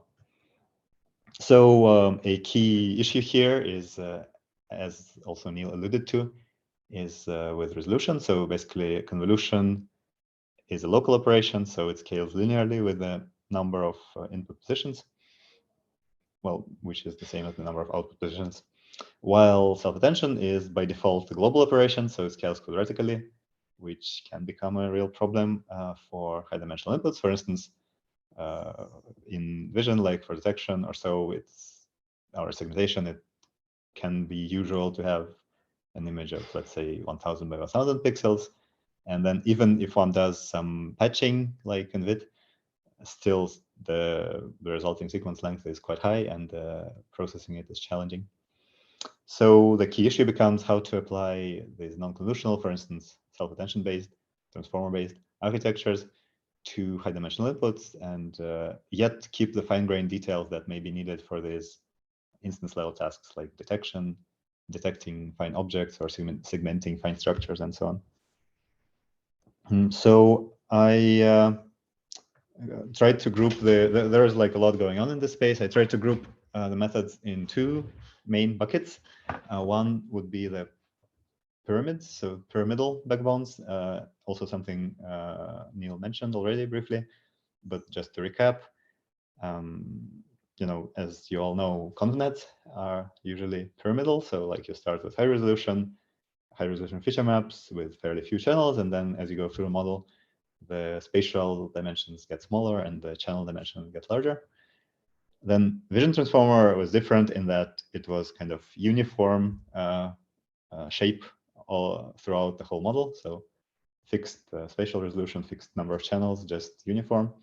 And then this pyramidal idea is a natural idea of, you know, marrying both. So doing something transformer based, but with this reducing resolution throughout the model. And again, there's a lot of works, some of which Neil described, and I'm not going to dive into specific details of specific different papers. That would, you know, be a topic of a separate big tutorial. But yeah, some of the key design decisions to be made and that vary between these models are the design of the attention operation. So global can be problematic, so it can be like local, windowed or something. Like in Swin, there's this like shifting window design and so on. Then the decoder design, so oftentimes there's the backbone, and then on top of that there's some more machinery to actually output the desired result. So like maybe for segmentation, you could take a transformer, and then on top you could put like a small convnet that would output the segmentation, something like that. The size of the model, the pre-training, like on which data and how you pre-train it, position encodings, which is something can be quite important for these localization type tasks. And now I'll just flash some results here, just, you know, to show that there has been quite some progress in this direction. So this is from MV2 paper. It's COCO detection and instance computation actually as well. And yeah, here you can see there's like a bunch of models. Most of them are actually of this pyramidal type. So the PVT, SWIN, MVIT, V1, V2, they're all pyramids. And ResNet serves as a baseline. And you can see that there has been quite some steady progress in this direction, and like ranging from fairly small models at the top to fairly huge ones at the bottom. Yeah, the numbers are pretty good and ever improving. And the same happens for segmentation. So here is this figure is for AD20K segmentation, semantic segmentation. And yeah, it's, I mean, again, just goes to show that there has been progress happening. So there's like, again, some ResNets at the bottom, and then like PVT is better, and then SWIN is better, twins, and, you know, this particular figure is from the SegFormer paper. So SegFormer happens to be the best here, but you know, since then there probably has been more progress. So I guess these results show that this is an active field and a lot is happening, and there's a lot of improvement. So this was the pyramidal models were the first bucket, which has, you know, a lot of work going on, and then the other one, perhaps a smaller one, but I think also a really interesting one, and especially in the recent months there has been some interesting progress, are plain bit backbones, where the backbone is just the usual standard width without like any pyramid, but just this uniform plain standard width model. And then on top of that, some adaptation, some additional machinery is added to read out the features and then to apply to a downstream task. In like this particular figure here is taken from the Li et al. VidDet paper, which came out recently.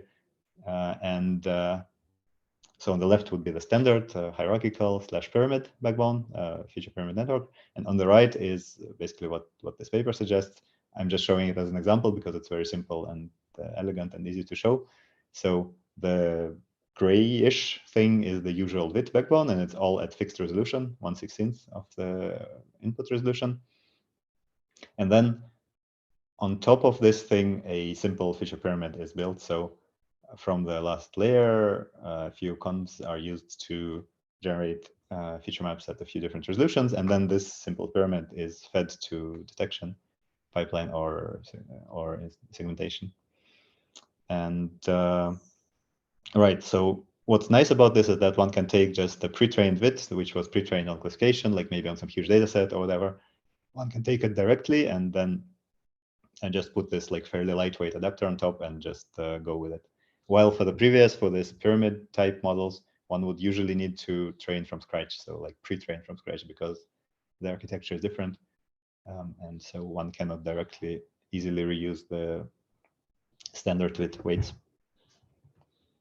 Again, here, of course, like there's a bunch of works and there's a bunch of design decisions which are pretty similar to the pyramid one. Like the main one here is, of course, this like decoder or adapter design. So what you put on top of the VIT to make it work well on your task. Of course, also like still attention design, maybe windowed, local or something, how to pre-train, how to scale.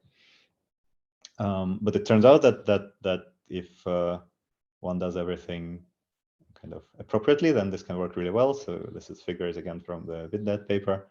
So the x-axis is the inference time, the y-axis is AP on COCO detection. And so here the VidDat model is doing really well. Like it's maybe not as great for smaller models for VidB, but it really shines for the bigger ones. So for the VidL and VidH, it does actually quite a bit better than some very strong pyramidal baselines. One thing to note here is that the pre-training is different. So this VidDat is pre-trained with self-supervised objective, the MAE, which Shao, I guess, we'll talk about next. But yeah, basically this figure goes to show that this plain VIT approach can be really, really competitive. And this here is a table on segmentation. This is from another paper from this vision transformer adapter for dense predictions, which is also of the same sort. It basically takes a plain VIT and adds some model on top to adapt it to this high-res tasks. The adaptation adapter here is quite a bit more involved than in VidDat. So VidDat is really simple. Here it's a bit more complicated, but it works in the end really, really well. So as you see, the numbers, MIU numbers on AD20K are really strong. And again, competitive or beating with some of very strong pyramidal baselines, which is really nice to see. And here's another example. This is vision transformers for dense prediction. Here, one task they tackle, or like the main task they tackle, is monocular depth prediction, monocular depth estimation. And this also works really well here. I mean, a lot of numbers, but the key takeaway message is that the top number, which is the DPT, which is this proposed model, is the best by pretty large margin. So for depth estimation, for instance, transformers can also be really strong.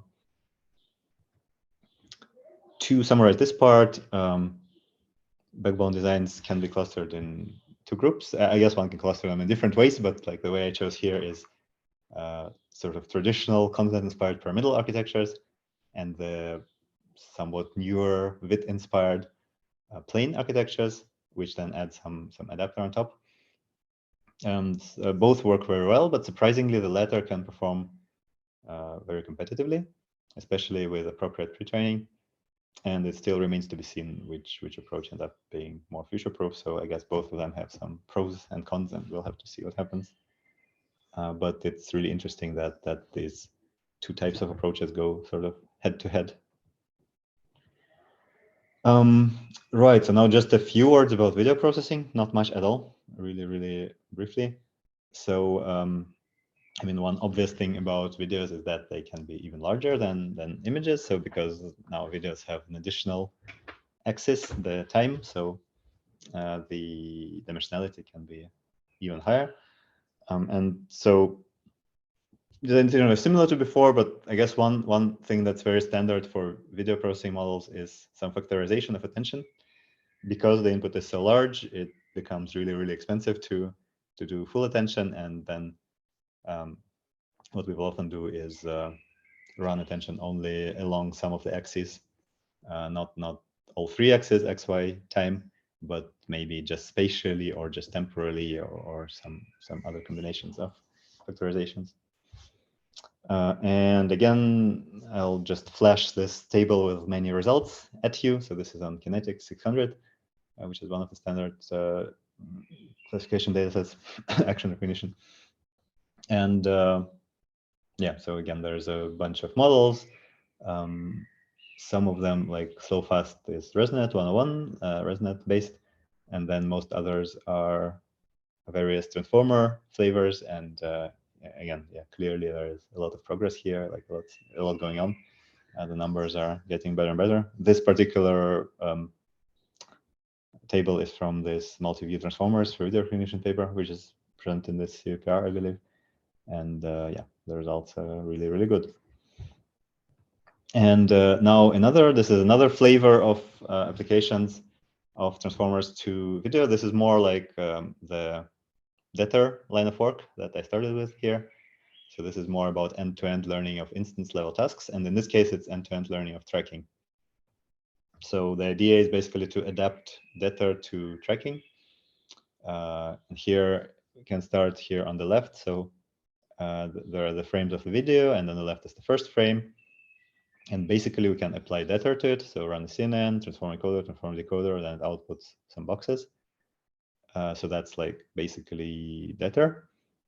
But then the interesting thing is that after that, you can sort of recurrently apply this model to the video.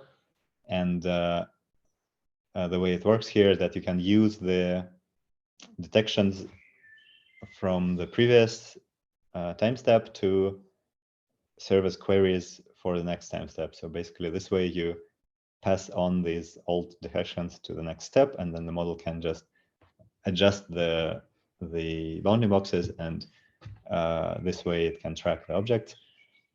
But it also can detect new objects if they come into the field of view. And so this actually works pretty well, and it's quite an elegant adaptation of debtor style model to tracking. Right, now 3D processing. So there is actually quite a lot. I'll run quickly through it, but turns out non-convolutional methods can be quite good for 3D. This one is fairly straightforward, but it's interesting that it exists and it works quite well. This is 3D medical image segmentation. So again, like similar to videos, it's higher dimensional than images, because now there's this, in videos there's the time axis, and here there's this depth axis. So it's a kind of a 3D medical scan. It turns out that you can apply a fairly straightforward vid style model here. Just apply it on some relatively small chunks of the input, and then apply in sliding window fashion, and just train it as the usual vid to do segmentation, and it works really well. Like at least some time ago it was SOTA. Then a very natural place to apply transformers is point clouds, because point clouds are sets naturally, and as I already mentioned, transformers are also set processing models. So it's a natural match, and point transformer is doing exactly that. Because point clouds can be pretty large, they need to do some tricks with locality and also like some hierarchy kind of pyramid kind of thing to make it work. But then with these tricks, it works really well. And also one interesting thing to point out here is that in vision, in point cloud research, there has been quite a lot of related work. So in point cloud specifically, people had to come up with models that are kind of similar to transformers. But now this connection is very clear, and now one can basically see that some of those models are very similar to transformers. While the things have been the point cloud research and NLP have been developing independently, but now it's clear that the models are often quite similar. Here's another one about mesh generation. So the task here would be given this input image on the bottom of this person to output a mesh, 3D mesh, corresponding to the 3D model of this person, to the pose. And one can also do this conveniently using a transformer. So first encode the image into some feature vector, and then append so here the tricky part are these position embeddings, specialized position embeddings. They are based on a template which has joint coordinates and 3D vertices and 3D vertex coordinates, and these are used as position embedding. So to let the model know for each token what output is expected from it for this token. And yeah, this is done by using the template, joints and vertices, and then fed through a fairly usual, slightly modified but fairly usual transformer. And then the output is just the 3D coordinates of the joints and the vertices, and one can then just like directly make a mesh out of those. And again, here this like set processing property is handy. Right, and then I said I would not talk about generative models, but here is like the only exception. These 3D related generative models, view synthesis, I will say a couple of words about. So in this work, this geometry-free view synthesis, the goal is view synthesis. So given an image here at the center and given some camera motion, we would want to generate how would this scene look from this other camera angle. So if we move the camera by this angle, how would things look? And here on the left are the results from one fairly strong method for this task, Synsin. Yeah, and the point here is that for moderately large camera motion, this works quite well, but then for a really large one, not so well. And the goal of this paper is to get better at this, to get really nice results for large camera motions. And here on the right are the results of this paper, and they indeed look quite neat. The idea here is to do basically a generative model, like transformer and based generative model, to do this task, because there's a lot of uncertainty. So one needs to be able to sample these possible generated views. I won't dive into details, but basically they encode the input image, and then they encode the camera motion in some way and feed it to the model, which is a transformer, and which then is a standard, I believe, autoregressive generative model of the output view. And turns out this works really well. And what's really interesting is that this works really well even without explicitly using any 3D geometry knowledge. So one can just feed to the model the original view, the camera motion, basically in raw, more or less form, and then the model itself, the transformer itself, can learn to use this information to generate the output view. And you don't need to explicitly do any reprojection or such. The model just learns to do it itself, which I think is really quite interesting and promising direction to investigate further. And then another work along similar lines is, it's actually CVPR 2022, the CVPR, is the scene representation transformer. So here the task is similar, but a bit different.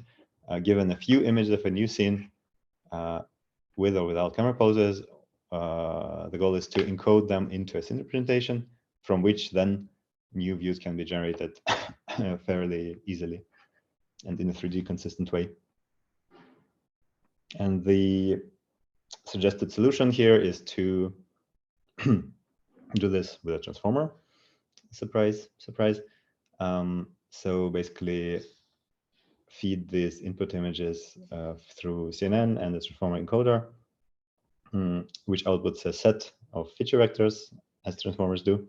And then the set representation serves as a scene representation from which new views can be generated kind of nerve style. So by feeding it query rays, so query camera directions, like ray directions, and the model would output the corresponding RGB color or potentially segmentation or something. And so effectively, this encoder does 3D reconstruction. So from the input images, it generates the scene representation, and then like rendering of this scene representation is done by the transformer decoder.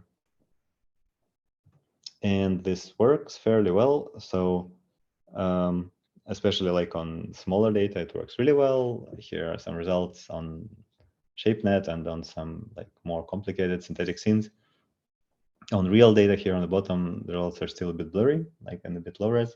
So there's still some room for improvement. But again, what's interesting about this is that this uses very little, or like fairly little, model knows little about explicit geometry, and yet it can model things really well. Okay, so now just one quick thing about image processing. So the image processing usually means this kind of low level image processing, things like denoising, deraining, super resolution, and so on.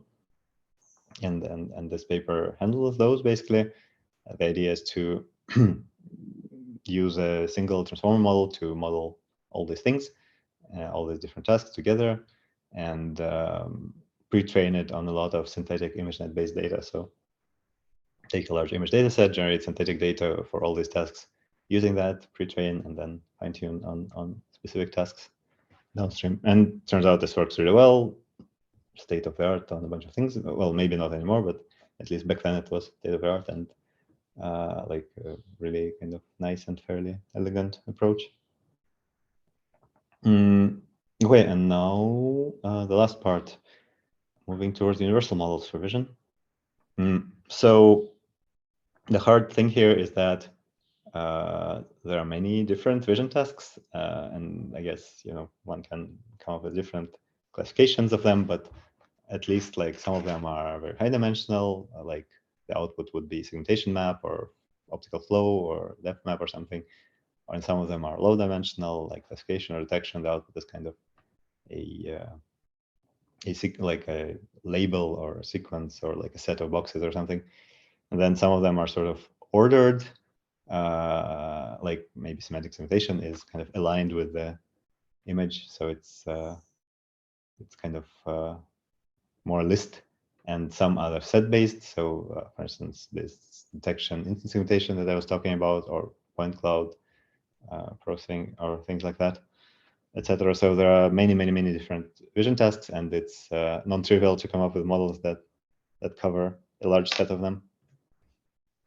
And then the question becomes, yeah, how could one go about doing that? And there has been a few efforts in the direction recently, and I'll again quickly flash a few of them now. So one was Florence from Microsoft.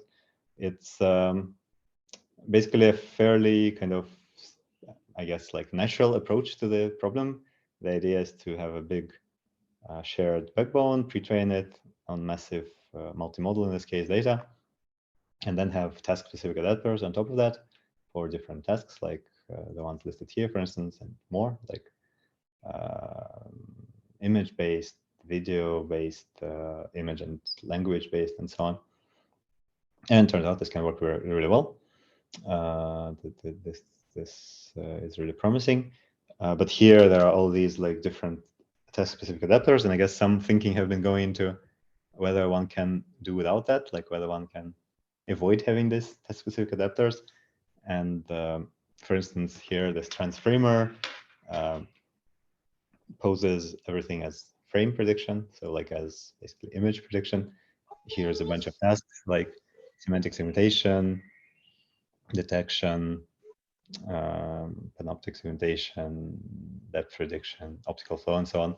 And like all of them are just posed as prediction image. In some of these cases, it's quite natural. In others, like detection, this is a bit kind of roundabout, but that's what the paper is trying. The results are kind of promising. Like qualitatively, they look reasonable. Quantitatively, there's definitely still room for improvement. So this is at this point more of a proof of concept than a real kind of competitive model, but I think it's an interesting idea. Then Pix2Sig is addressing mostly detection, and in a very different way. So here the output is like a sequence, kind of text, and the observation is that detection can, like the output of the detection sequence can be represented as a sequence. So like here, for instance, the coordinates of the bounding box and the class, and the full kind of output would be a sequence of these object annotations, sort of. So basically, the detection system can be implemented as going from image to the sequence that represents the output. And then one could use the usual kind of language type model to do that. So just like a usual transformer decoder to output this full sequence. Turns out that with a few tricks, this actually can work pretty well. So similar to Detter, I think, more or less, which is at this point not exactly state of the art, but like fairly respectable. So for this model, there is a kind of a reasonable proof of concept, and would be interesting to see what happens next. Then this UVim paper kind of takes a similar idea and takes it a bit further. So the previous one was restricted to things like detection with fairly low dimensional outputs, so kind of short sequence outputs. And here the goal is to extend this idea to other tasks, such as, for instance, segmentation, synoptic segmentation. And the way it's done is that the outputs for these tasks are also encoded as short sequences. So basically here at the top in this training stage 1, the base model is the model that will actually be doing that actually will be outputting the result, like the segmentation in this case. But then this additional guiding code is being trained, which has to encode the information about the segmentation mask. So this is basically like a little bit autoencoder style or like compression style thing, which trains a compression of the high dimensional annotation into a sequence code. And then once this compression model is trained, then one can again do the same trick as this peaks to SIG I just talked about, and train a language model to predict the guiding code from the input. And then based on that, one can output the required result in the end. And yeah, this also works reasonably well, not quite SOTA, but like very promising. And you know, it's a pretty elegant and universal approach. So could everyone please mute themselves? Thanks. Right, and then I think this is the last one, Perceiver.io. So again, this is like a shot at the universal model that's universal both in terms of inputs and in terms of outputs, which is why I/O is in the title. Basically, the idea is to do most of the processing in the latent space. So again, as mentioned, attention on high-dimensional tensors is problematic. In vision, things can be high-dimensional, so the idea here is to always project everything to a low dimensionality and do most of the processing there, and then only occasionally attend maybe into the high-resolution stuff. And here, this is done both for inputs and for the outputs. It's a somewhat involved system, which again I won't dive into, but turns out it can work pretty well on a wide variety of tasks, including language and few vision tasks. Like on optical flow, it's actually state of the art. At least some time ago it was, and you know, multimodal open coding, StarCraft, and things like that, which is really quite promising. So, for instance, optical flow is a complex task, and this architecture is really quite generic, and yet it works really well here. Okay, so to summarize this part, there are some interesting developments in the direction of universal models, still not quite as far along as NLP, as language processing on this path, partially or largely because there is a wide variety of vision tasks and the right API is not very clear. But it's exciting to see all this work. Right, so to conclude the whole presentation, non-convolutional backbones are great. So they are, you know, SOTA, or at least among SOTA on many vision tasks, or most vision tasks these days. And then these set-based architectures like transformers, they unlock these nice, elegant end-to-end solutions to things like instance tasks detection, but also like things like point cloud processing and so on. the fact that transformers and attention are quite universal allows making interesting steps towards these universal models. And yeah, I mean, finally, there's a lot happening here. So it's really interesting to observe the developments, and let's see what happens next.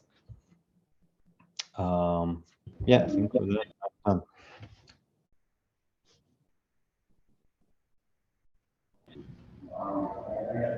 Okay, thank you very much, Alexei.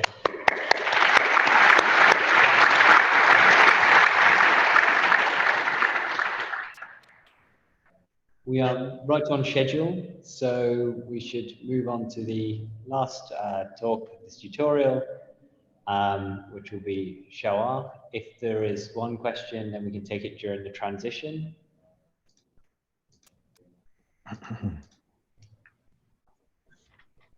Shawar, do you want to share your screen?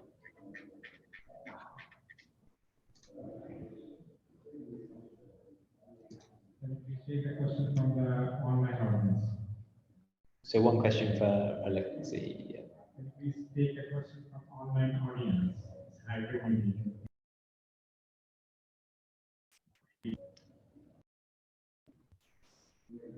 Alexei, can you see the chat on the online audience? You can maybe answer one of those questions before Shawar starts. Okay. I mean, I think those questions are there. They were there before.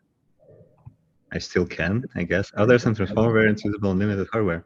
I think yes. I think I just read like some blog post or something about Apple doing specialized transformer chips in their new phones and stuff. So yeah, I think one can totally do it on edge devices. Boom, boom, boom.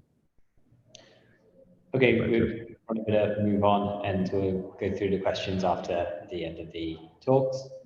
So Shah, do you want to take it away? Yes, thanks for the introduction. Can you see my slides? Yes.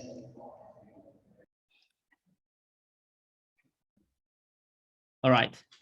So hello everyone, I'm Xiaohua. I will introduce the last part of this tutorial, multimodal and self-supervised learning.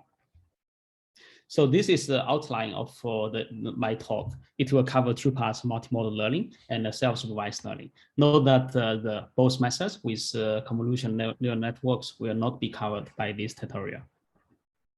So I will quickly review the convolutional networks plus transformer methods in multimodal domain. So let's just get started from the motivation.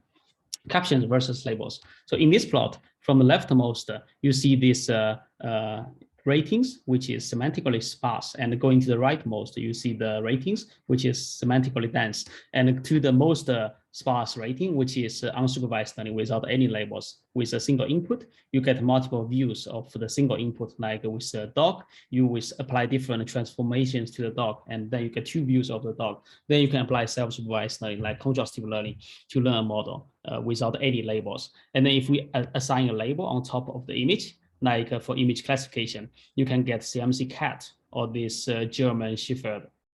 And in this way, you can just train this model with a standard image classification program. And then going more, you can also assign multiple labels to a single image. Like here you see a cat and a cake, and also a dog and an apple. And even you can crop out this area, like cake bounding box and cat bounding box, or even with a great fine-grained polygon, like cake with this proper shape and cat with this proper shape.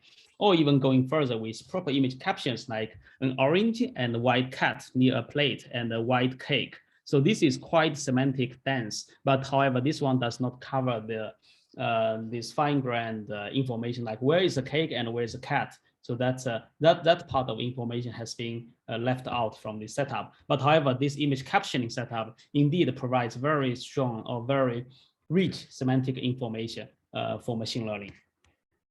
And this method named vertex is a method does not use a vision transformer yet. It's applying it's applying ResNet 50 as a visual backbone. It takes a standard input image like 3:224 resolution, 3 channels IGB, and going through a standard visual backbone, you can get the 7x7 feature grids with 2,000 channels. And then applying a linear projection, you can get the visual features on the 7x7 grids. And afterwards, they apply the features to two standard transformers. So they apply this with standard language modeling, like autoregressive loss with sequence, which is a caption, like this a brown and a white puppy. It tries to predict the next token based on all of the tokens have been seen.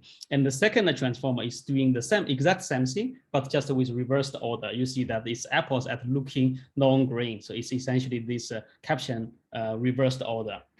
So with this standard method, considering both images and captions for pre-training, so afterwards, they simply discard this transformer head for text for this text captioning task, and just keeping this conglet for their pre-trained backbone, and then applying this to downstream tasks, like for linear classification on Pascal VOC on ImageNet 1K, or to detection tasks. As you can see from this left top plot, their model is more sample efficient if compared to ImageNet pre-training. So x-axis shows different number of images.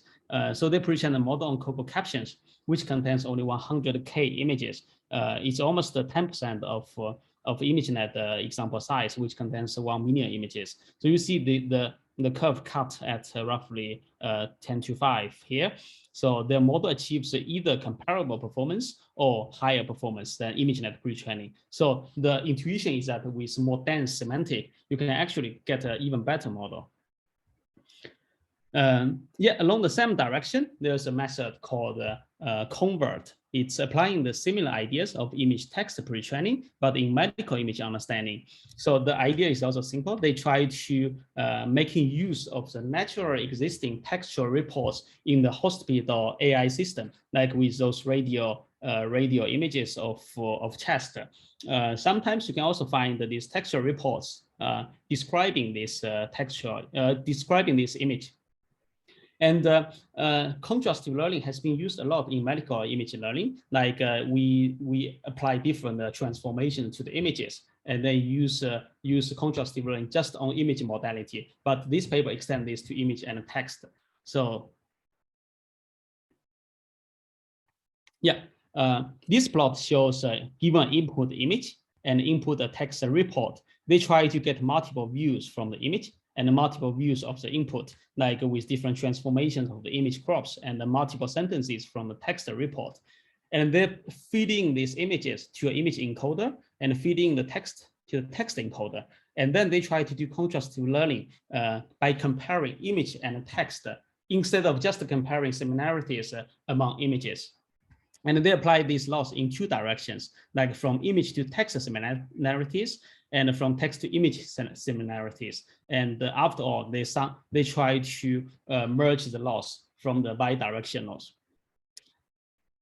Yeah, going forward, so the biggest benefit of using image text data is that they exist on the internet everywhere. So if you browse a website, you can always see images. But if you look at the source code of the website, you can always see a field called alt text. So this field was used for engineers who is developing this web page. They input this alt text for assistant purpose when creating the website. So if you look at a lot of random samples, the text quality is actually pretty good. And on the right-hand side, you can see a few examples, like a motorcycle front wheel, and some layer for version as of 21.59.29 June 2010. So this is like an example from Wikipedia. So with those special format, and the file non-dem buggy race to JPEG.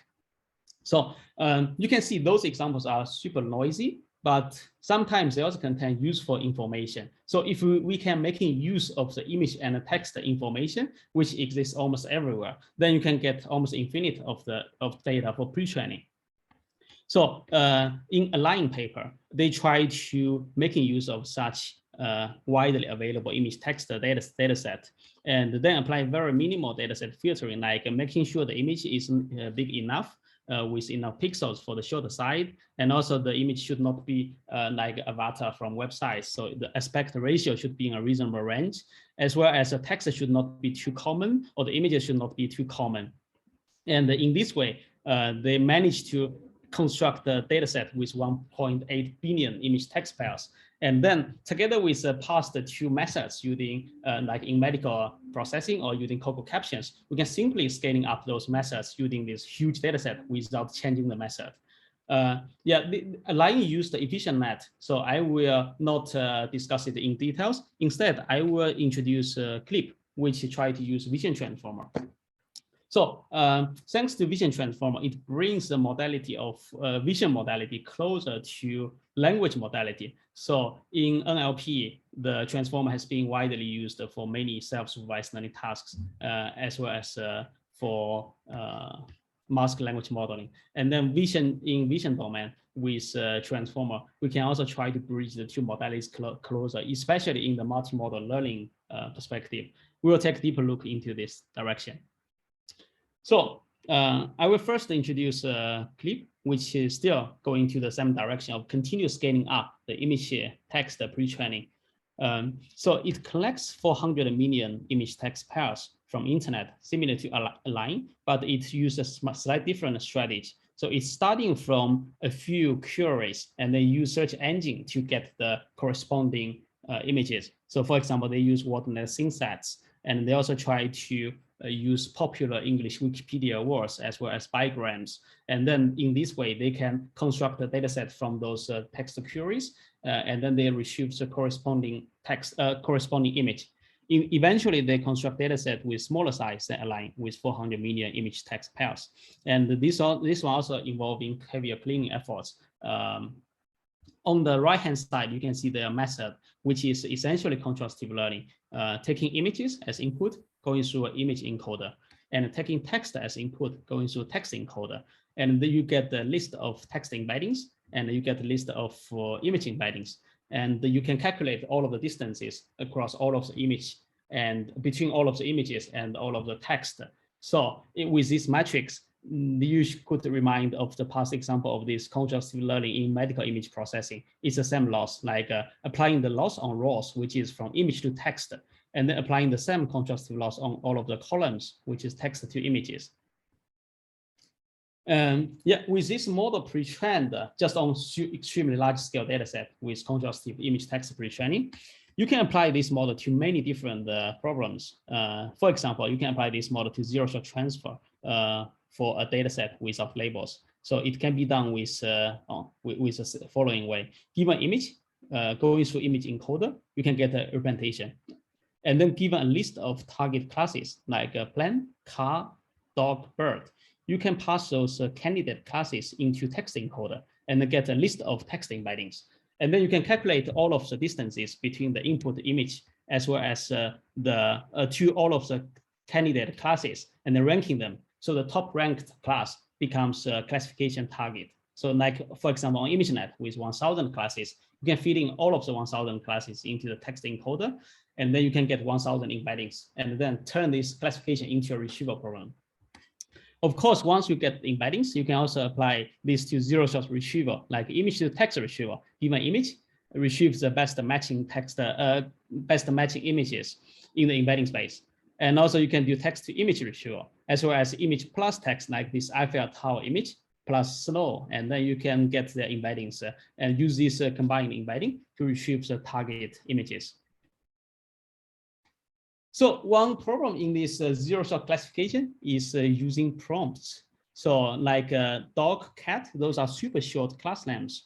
If you want to use a text encoder to embed those short class names, it normally does not perform well because from the image text pairs dataset, the text is a short sentence. It contains, for example, 10 tokens or even 20 tokens. So we have to bridge this domain shift.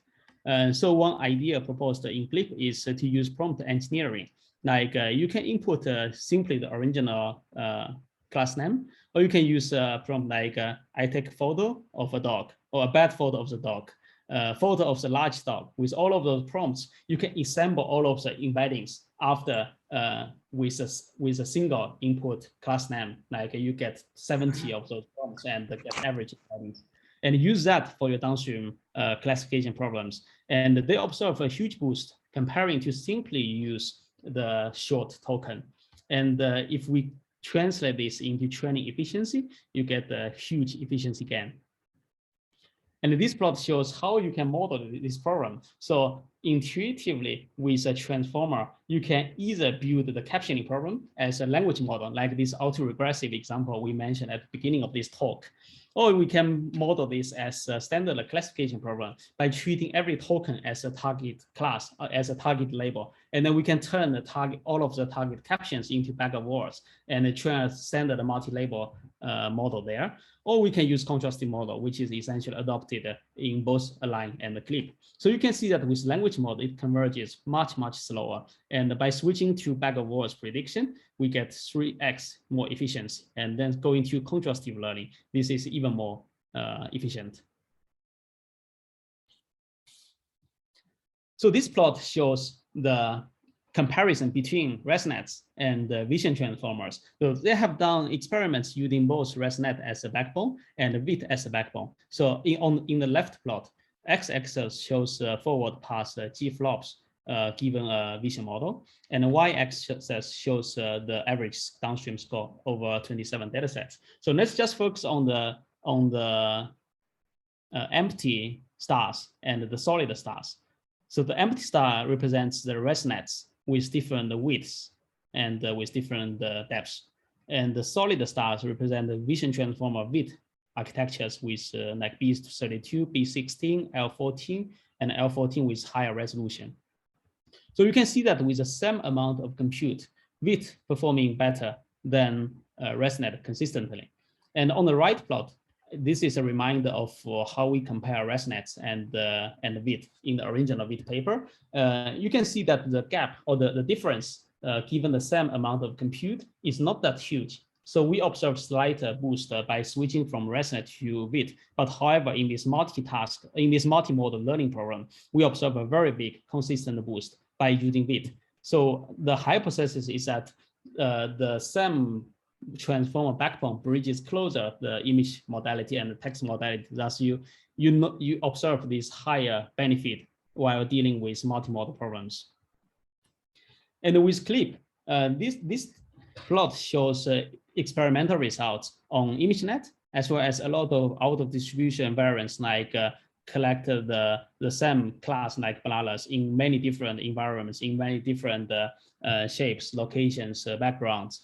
And you can see that comparing to a ResNet 101 supervised baseline, a zero-shot transfer model actually can match the performance, of course, with a larger VIT backbone. The difference is 0% comparing on the standard ImageNet with a supervised learning. But however, if we look at those out-of-distribution downstream test datasets, the improvements becomes very significant. Like on this ImageNet R, the zero-shot transfer gets close to 50% boost. And on ObjectNet or ImageNet Sketch models gets higher than 30% boost. So yeah, those improvements likely come from the extremely large scale web scale training data that the model has seen almost everything from internet. So it can actually dealing well with all of those out of distribution examples, while the baseline only sees ImageNet as its pre-training data set. So the data becomes the biggest key ingredient in this setup, and of course leading to big boost.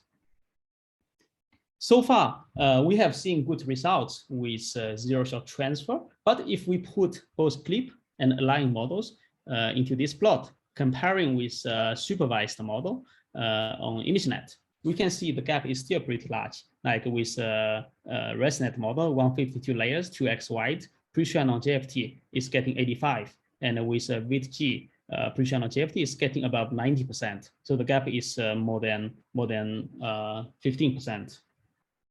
So we compare the pre-training data set, like for weakly supervised pre-training versus a noisy image text data pre-training. So on the left-hand side, you see that with supervised or weakly supervised pre-training, normally we get classes like airplane, bird, cat. For each class, we get very clean and either clean or semi-clean data, which are very relevant.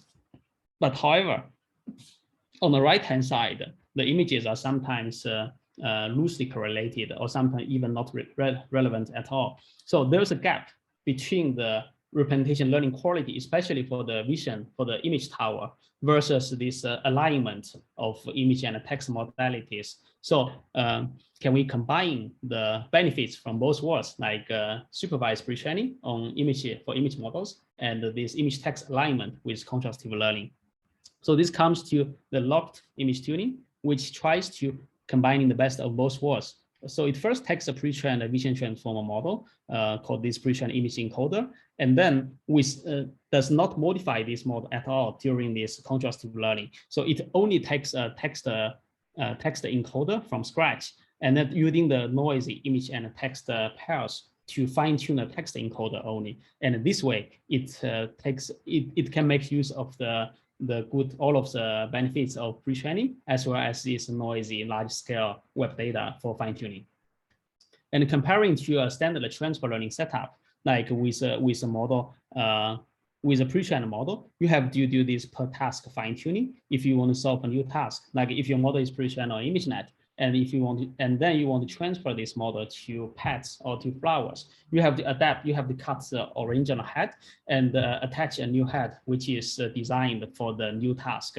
For example, classifying the 5 new classes which I faced.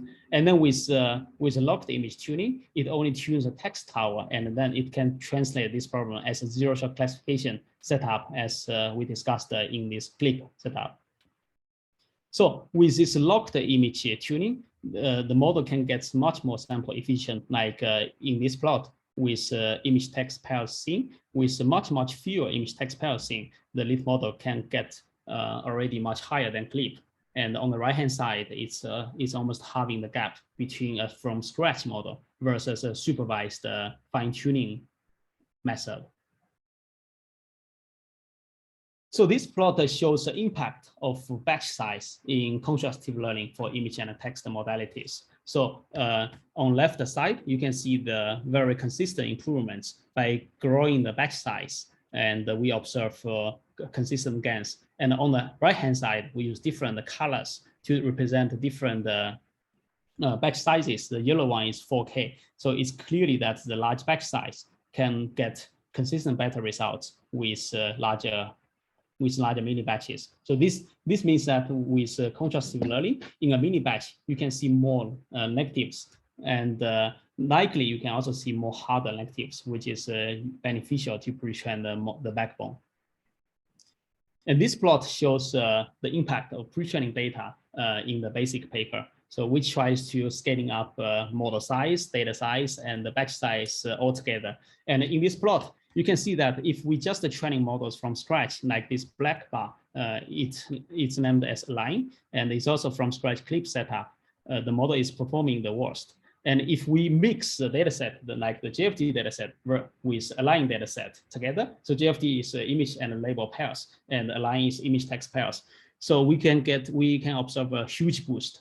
And if we first pre-train the model on JFT and then fine-tune the backbone on align plus JFT, we observe the best results. But however, this is also not a super clean setup, because in pre-training you have seen the JFT model, but in fine-tuning you mix the JFT model again.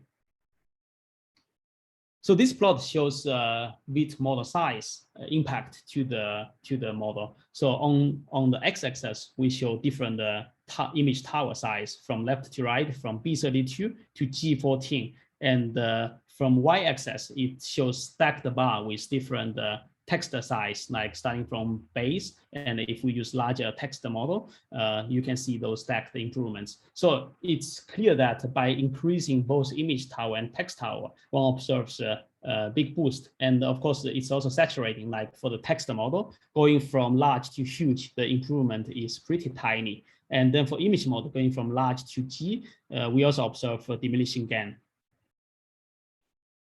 So the next question one would ask is, can we apply both models to even more downstream tasks?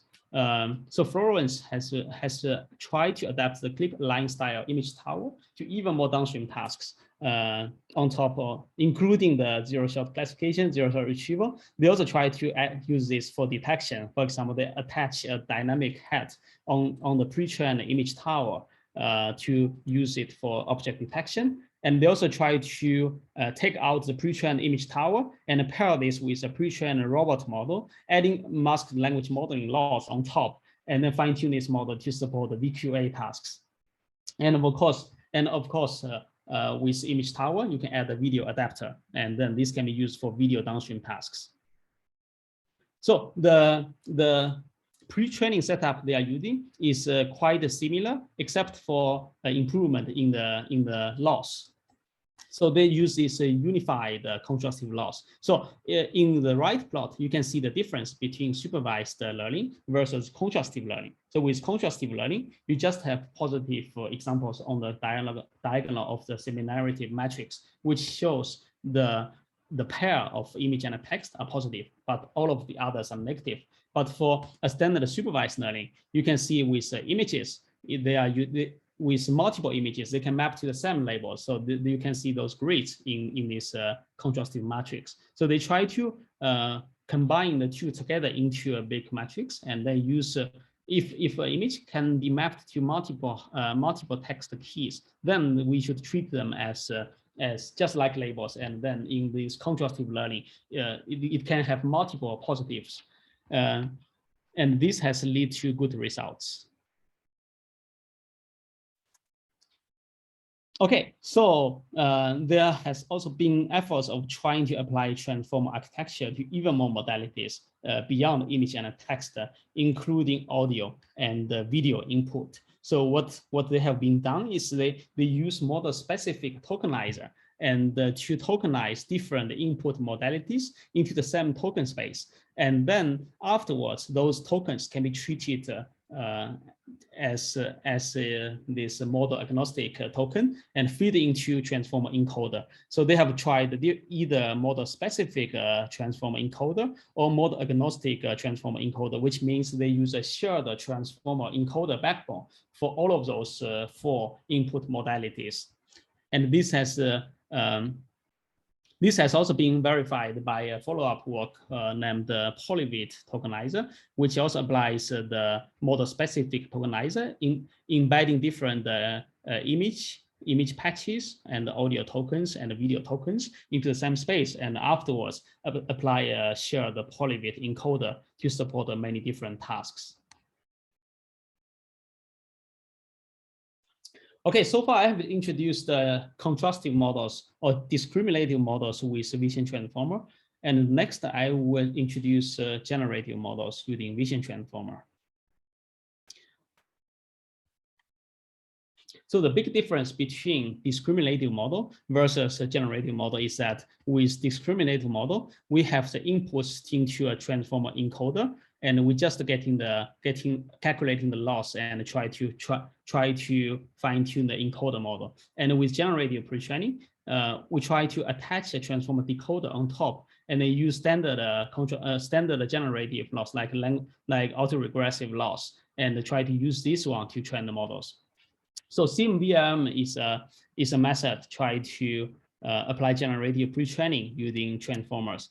So the loss is quite simple. Given image and text pairs, with they cut images into patches and concat them in the as tokens in the transformer encoder. And for the text sentence, they cut the sentence into 2 halves. The first half gets input into transformer encoder, and they after tokenizer, they treat image tokens and text tokens as the same. And they take the encoder outputs to transformer decoder, and they input the second half of the text and try to modeling them with autoregressive loss. And they use cross attention for the right half to attend to the left part of the image top patches, as well as the first half of the text sentences. So thanks to this setup, this model can be easily used for open-ended questions or captioning. For example, with the input image, and we input the prefix, which is first half of the text, a picture of the model can complete this with, for example, a man driving a car. Or we input the image and we ask a question, what is the man doing? So the model can output wood carving. Of course, on the right-hand side, this model has been fine-tuned on VQA downstream tasks. This table shows a comparison of this generative model on the VQA V2 benchmark with two setups. The first setup is discriminative. So this is a quite standard setup in the VQA benchmark. So it treats the visual question and answer, all of the answers, as a standard classification problem. They try to group the VQA answers into 3,000 answer candidates. Each of them are pretty short, so that you can, for any given question and image combination, you can classify this input into the target 3,000 answers, and this becomes a standard discriminative task. And in this setup, the discriminative model performing more or less the same as generative model. And there's another split called a capacity test, which contains out of domain real answers, which falls outside of these 3,000 candidates. And in this setup, discriminative model almost failed, only achieved 17, and the generative model gets a big boost. And they also try to split the model, split the training set based on the answer candidates. They try to just use 2,000 common answers to train the model and withhold the other 1,000 for testing. And in this setup, they also observe similar behaviors with a generative model. It can actually apply pretty good to the out-of-domain answering questions. Okay, so with generative model and with contrastive model, the next question would be, can we combine both into a single model? So Coca tried to train a single model with both losses. It's quite a simple setup that with input image and the text pairs. It takes the image encoder like bit with different patches and getting the input outputs. And for the text, they propose this text decoder. They cut text decoder into two parts. Because if we want to support encoder-decoder architecture, we need to apply cross attention. And on the right-hand side, it actually can attend to the image encoder. So what they try to do is they cut the decoder into two halves. For the lower part, they does not apply cross attention. They just applies causal attention, which means the current token can only see all of the tokens before. And they append this classification token at the end of the text sequence. And they take the embedding from this classification token from the first half of the text decoder, and then apply contrastive loss between this classification token from text decoder, as well as a representation from image encoder. And then afterwards, they continue using the same representation and then complete this with a captioning loss, which is autoregressive language loss. So one thing is important in this setup is this multi-head attention pooling applied to image encoder. So we know that for the contrastive models, we compare the embeddings from input image and embeddings from input text. And this mostly requires a global representation, which is achieved by global pooling the patches. But however, for the captioning loss, for the encoder-decoder model, it requires very fine-grained features. Like for the image, it needs to know, okay, this part is a dog face and this part is a dog leg, so that the captioning model can generate good captions based on those fine-grained features. So they try to use different multi-head attention pooling, and they use 256 queries, which means 256 tokens input to the text decoder, but they use only a single query to generate this global feature for contrastive loss. And with Coca, they have got good results on many benchmarks, including zero-shot transfer on classification benchmarks like ImageNet. They get the state-of-the-art 86.3 without seeing any ImageNet labels, as well as on the captioning tasks or VQA tasks. They also get pretty good numbers by training on JFP3 Binion dataset and Align dataset.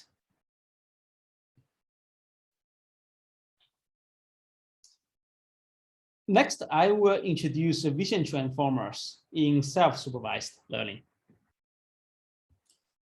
So the first work I want to share is Dino, which is short for self-distillation with no labels. So on the right-hand side, it's a rough idea of this method. It tries to train student network from a teacher network and distill the teacher knowledge from teacher network to a student network. And the idea is as following: given an image, it tries to get multiple views of this image. So it's just different crops or different transformations from the image. And taking the embeddings from the student network and taking the embeddings from the teacher network, try to match them using a distillation loss. One idea about the teacher network is that they try to use exponential moving average of the student weights to generate the teacher network. And then during training, it does not propagate the loss to the teacher network, and they only train the student network. So this is somewhat similar to the mean teacher setup in the semi-supervised learning domain. And with this method, they have observed very nice properties with self-supervised vision transformer backbone. So the following plot shows self-attention from a vision transformer with 8x8 patches trained with no supervision. So it's essentially this dino self-supervised loss. So the model automatically learns class-specific features leading to unsupervised object segmentation, even though the model has not seen any labels. So for example, on those images, it shows the attention mask for the classification token on the last layer on the heads. And you can see like these birds, even though there are a lot of noisy backgrounds with leaves, you can still see quite clear this bird as a segmentation mask. And here, toothbrush. And those nice properties has not been observed with vanilla, or has not been observed that strong with supervised with baseline. So on the right plot, you can see a baseline model, which is trained on ImageNet with supervised loss.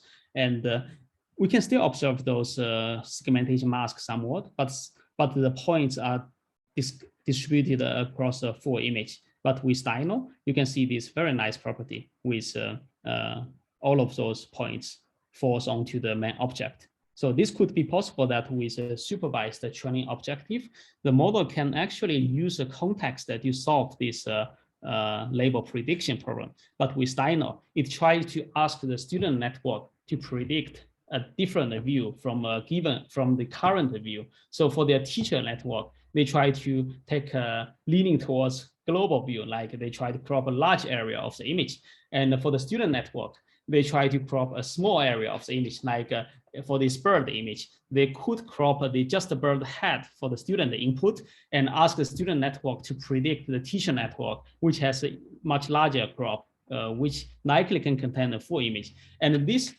seeing understanding capability may lead to this nice property of WIT architectures. And on the left-hand side, you can see still the attention mask to the head, to the classification token, but with multiple heads masked in different colors. And more or less, you can see all of those examples. The model is able to segment the main area of the image, even though the model has not seen the semantic labels. Just by the self-supervised learning seeing understanding task, it's sufficient to get such nice property. So the next example I want to introduce is vision transformer in MOCO. So before diving into details, I will quickly remind you about the MOCO. So it's a constructive learning method without requiring using super large, without requiring keeping all of those large lectives in the mini batch. So they try to propose this momentum encoder to get, okay, so with memory bank, you can actually keep the lectives in the memory or in a queue, and they propose this momentum encoder to get the K from a given input image and to use those as negatives. And they also use a queue, dynamic queue, to keep all of those negatives for the constructive learning problems. And in MOCO V3, they propose an empirical study with vision transformers, and they have observed a very interesting behavior when switching from ResNet backbone to WIT backbone. So you can see those curves. X-axis shows the number of epochs, and the Y-axis shows the downstream KN accuracy on ImageNet. And you can see that by switching from smaller batch size, like 1000, which is yellow curve, it's quite smooth on this plot. And to the large batch size, like 6,000, you can see there are many dips on this curve, which means the model actually failed at some point in middle and then quickly recovered and then converged to a worse point. However, large batch size is required because this one can provide more negative samples. And if they try to solve this issue with smaller learning rate while using VIT, this indeed can solve the problem, but like this yellow curve on the right-hand side is using smaller learning rate, but it converges to a lower point. So it's actually underfitting. And then by using a large learning rate like this green curve, you see the dips again, and then it actually can converge to a bad point. So to understand deep into this vision transformer in self-supervised learning, they try to plot these gradients of different layers during pre-training. Like for every step, they plotted the gradient. And there are two layers, the first layer and last layer in the lower bottom plot. You can see this interesting behavior. So there could be a spike with a super large gradient from the first layer first, and then it gets delayed for like 10 steps and then going to the last layer, and you see this spike again. So those spikes always lead to a dip in the training curve. So that's likely the root cause of the instability of training self-supervised learning models with vision transformers. So with this observation, they try to propose to use a frozen random patch projection layer of VIT. So that means instead of using a linear projection layer, which is learnable, they try to freeze the linear projection layer so that the instability will not happen there just because it's not learnable. It's just a random projection. And on the right-hand side, you can see with this random projection, it indeed fixed this unstable issue. So it goes from this learned first projection layer to the random projection layer, and the curve becomes more smooth as well as converging to a better point. So this table shows experimental results. So let's compare the ResNet results with VIT results. So ResNet is denoted as gray in the right-hand side table, and there are two VIT models, VIT-S and VIT-B. So VIT-S roughly using the same compute as ResNet 50, while VIT-B use 4x compute as RES 50. So we can see that switching from ResNet 50 to VIT-S, we get more or less comparable results with Moco V3 and Sinclair. But for other setup like Bio and Swap, it's generally below. And then by going from VIT-S to VIT-B, the results further gets boosted. And in the bottom plot, we see the other methods comparing with Moco V3 using VIT architecture. So let's first ignore the top, the orange curve. It's from the original paper. Let's just compare the standard orange curve below. They are performing more or less the same as ResNet backbone. And those top curves are using super small patch size. So they use only 7x7 patch sizes. So that means the model actually sees much more tokens during pre-training, even though the x-axis shows the number of parameters for this model. So that means we can use the same model without changing the number of parameters. But by using smaller token size, we throw in much more compute, and we can also get better results, but this can be a bit misleading. So one experiment which they have done is super interesting for the self-supervised learning domain is they try to fine-tune the self-supervised learning models end-to-end instead of the linear classification benchmark, which has been widely adopted in this domain. So you can see that with Moco V3 pre-training and then fine-tune on the ImageNet 1K dataset, they can get even better than diet results. So diet has been introduced by Neil in the previous talks that they are using different regulators and the distillation technique to get good results, from scratch results on ImageNet 1K.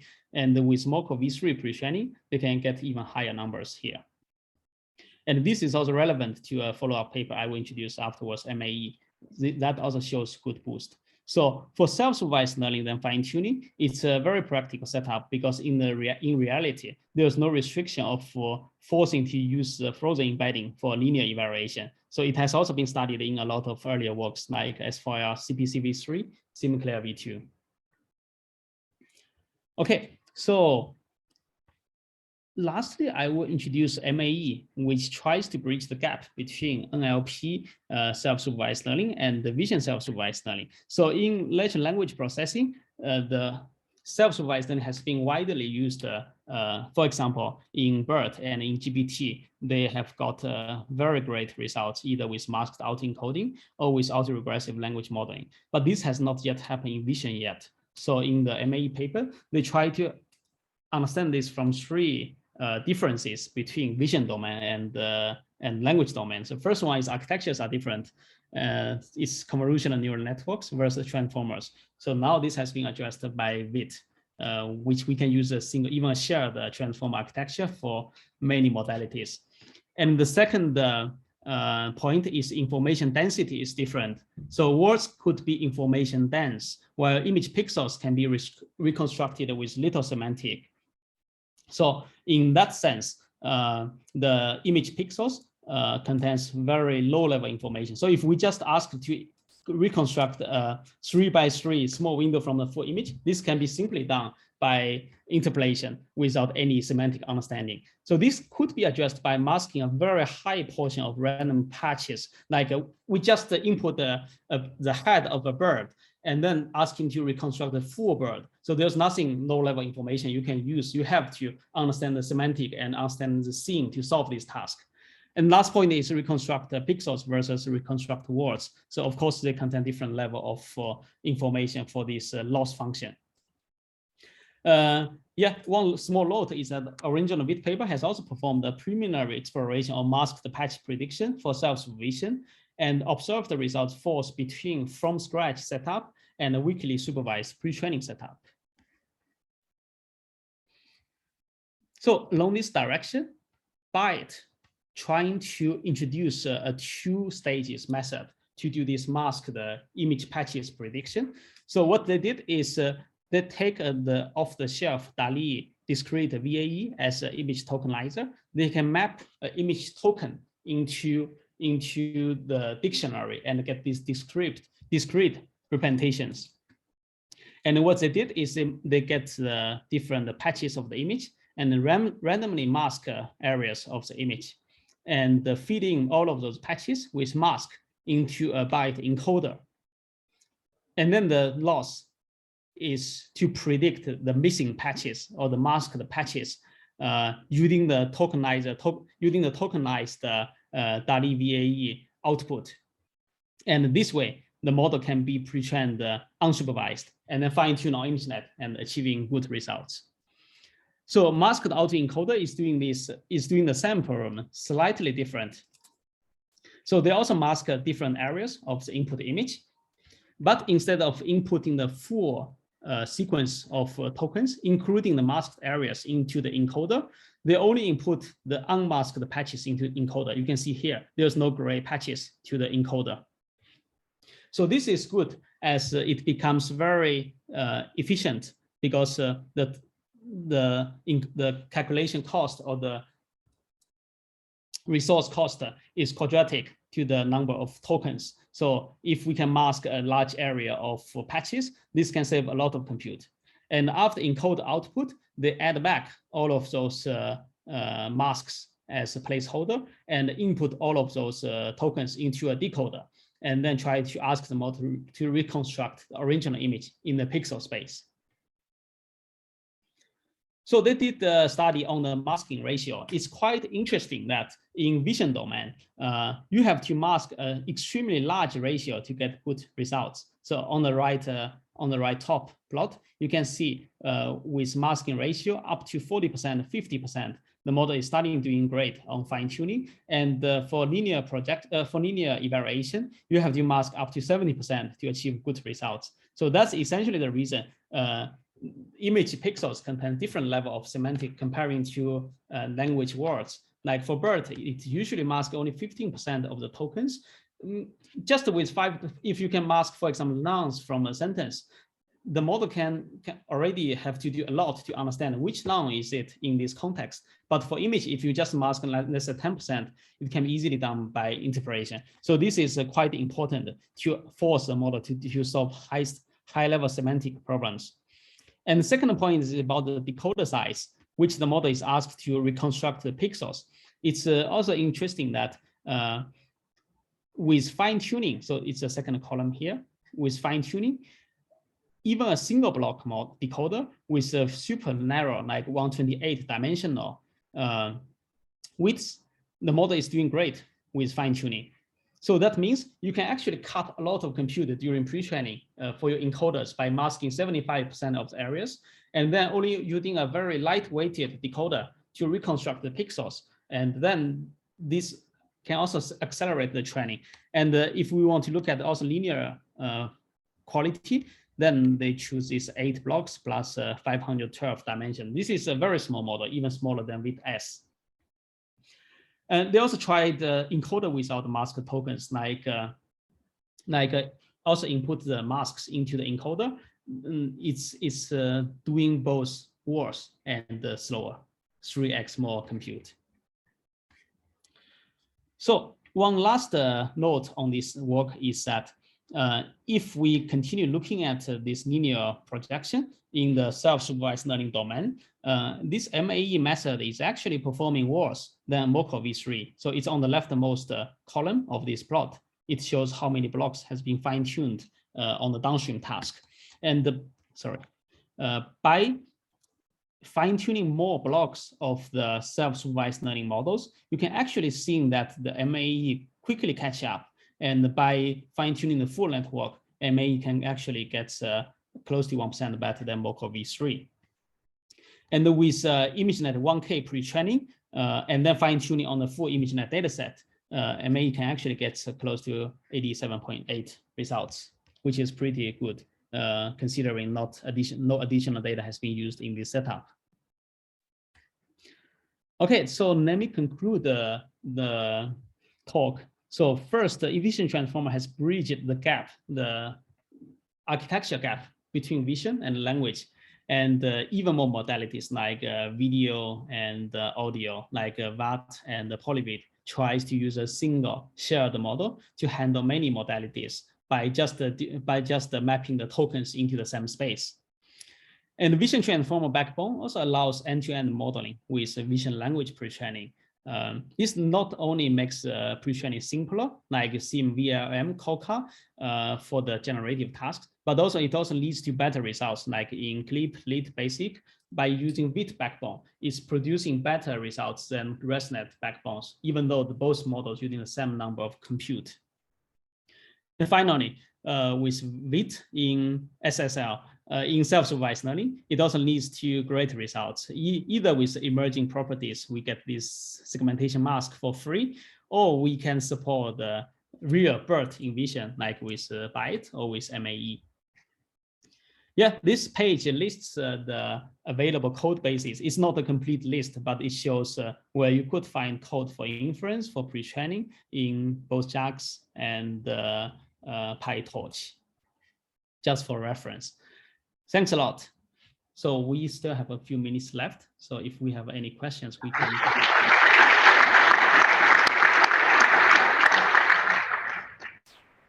Thank you, Ashwa. We have a few minutes. I can take some questions from people who want to stay around. Maybe in parallel, you folks on the call can answer some of the questions in the chat. I think it's probably easier to do that by replying by text than reading it out here. But let's start with a live question. I have a question. Can I ask? Yes. Okay, oh, okay. Yeah, go ahead. So whoever was asking the online question, do you want to go ahead? Yeah, sorry. So currently these models are trained on huge amount of data, even in some case private data. The models are extremely huge, so you really need a huge amount of computational resources. So being a researcher at Google, what would you advise the poor academia people to do, since this is clearly limited to big companies and it's definitely not anymore for academia. So should we like stop researching in this position and perhaps move to another topic which doesn't require much computational resources, like explainable AI, for example, or what exactly is the solution you see? I think we've Yes. seen quite. Oh, sorry, Sharon, go ahead. Yeah. So you can see in this direction of image pre-training, it's going towards using publicly available data sets, either data sets or publicly available data. Like the first two methods I introduced, they use total captions data set. With those 100K image captions, you can already do a lot of pre-training and fair comparisons. This does not require scaling up. And then in the paper, they use the 400 million image text pairs, but they also report the results on the public YFCC 100 million data set. And there's a small subset that only contains of image text pairs. It's a lot compared to ImageNet, for example. ImageNet is 1 million, and this YFCC is already 100 million, but it's still a public data set. And if one wants to play with those experiments there, we plan to release code for pre-training models on those data sets. But of course, in the Big Vision code base to train the from scratch models on this YFCC, or even on CC caption 3 million data set. But still, I wouldn't say it's cost. It's still reasonable amount of cost to train models on 3 million image text pairs or on 100 million image text pairs.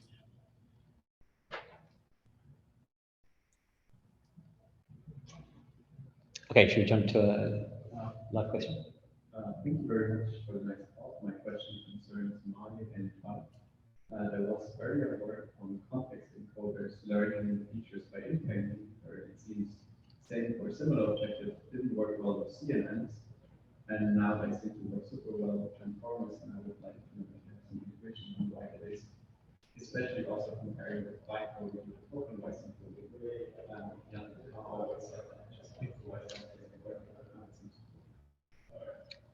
Did you hear the question, Shawar, or shall I repeat? No, please repeat it. It's too small. So I think the question was that methods like Bayet had been, or similar methods had been tried before in the context of convolutions.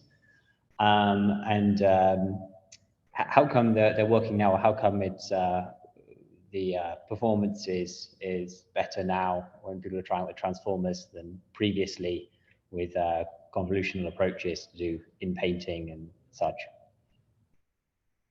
Yeah, I would say this has been summarized in this plot about those gaps. So first, this convolutional neural networks, it's different from transformers, and this actually brings us closer between different modalities. And as I also showed in this clip setup, with the same amount of money, it achieves better results. Sorry, could you mute?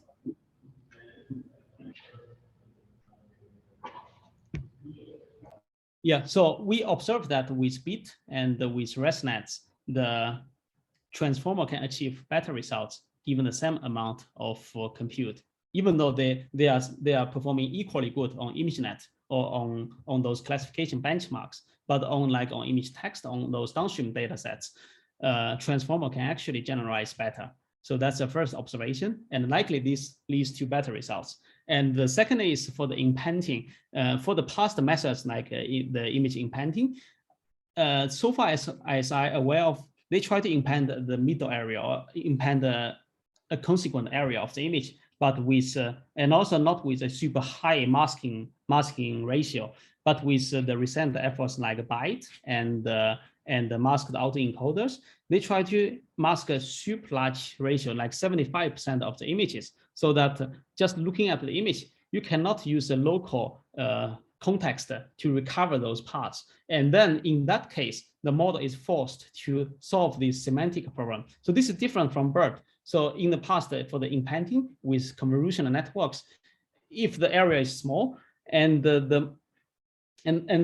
this can carry very low level of semantic information, while in natural language, just 5 words, this can already represent a lot. If you ask the model to predict this masked token, which is dog, and with all of the grass, ball, and fetching, that's already a lot. But with InVision, this does not exist. So I can imagine now with the success of MAE, one can always port back those observations like the 75% masking area and all of those back to convolutional networks.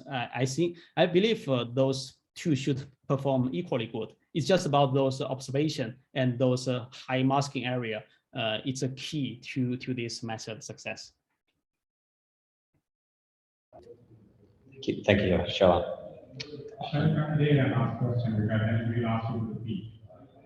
Okay, do you want to say it directly? So someone will ask a question directly to the laptop. So I have several questions. So I will start with the most important one. So as a community, we must support research from multi-career researcher. So in that prospect, in April 2021, a multi-career researcher proposed a groundbreaking self-supervised learning method called group masked model learning. That was months before mask autoencoder and other mask image modeling works. It is basically MAE with up to 70% masking and reconstruction loss, which we are trying to rebrand as MAE or SIM-MIN. Can you please differentiate MAE and other variants from this first work of GMML and support this early career researcher? That's the first question. I will come to others. Sorry, I didn't quite follow your question. So you are the idea of mask autoencoder with up to 70% masking was proposed in April 2021 in group mask model learning. How do you differentiate MAE from that? Yeah, sorry, I have not read that paper, but could you quickly describe their results? Is it a self-supervised learning? And yes, then it is self-supervised method which showed that self-supervised pre-training outperforms supervised pre-training. It is masking up to 70% of the token. It is doing reconstruction loss.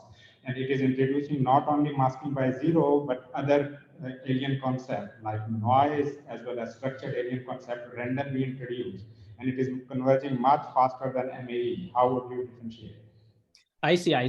Yeah, I don't think the difference in vision transformer versus convolutional networks could cause big difference other than. I'm not asking about convolution. It's the work on vision transformer. They are using VITs.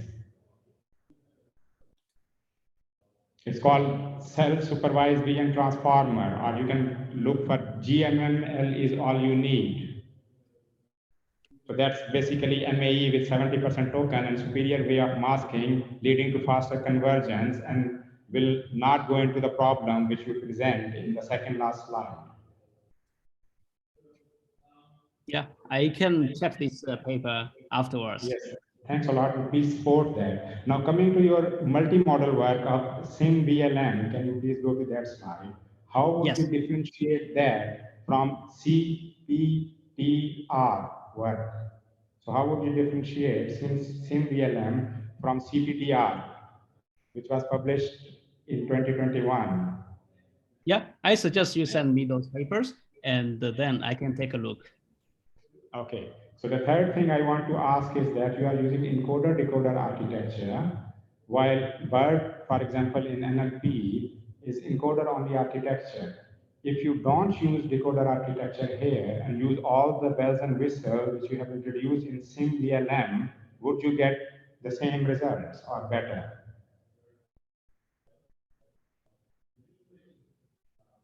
Could you repeat your last sentence?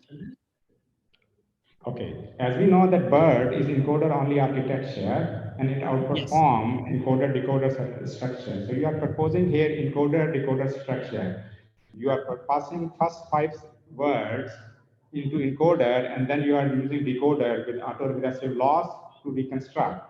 My question is that if you use only encoder in SIM-VLM by using encoder only, like in VILT, that's ICML paper in 2021.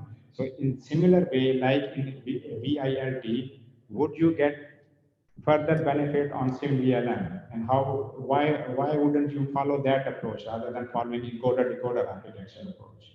Yeah, the big difference between this BERT, which is mask language modeling, versus using a decoder, using a language model. So you can imagine of GPT-3, as its language modeling using autoregressive loss, and BERT as its masked language modeling loss. So one is discriminative model and one is generative model. So we discussed both models in this tutorial. We cover the contrastive model and we cover the generative model.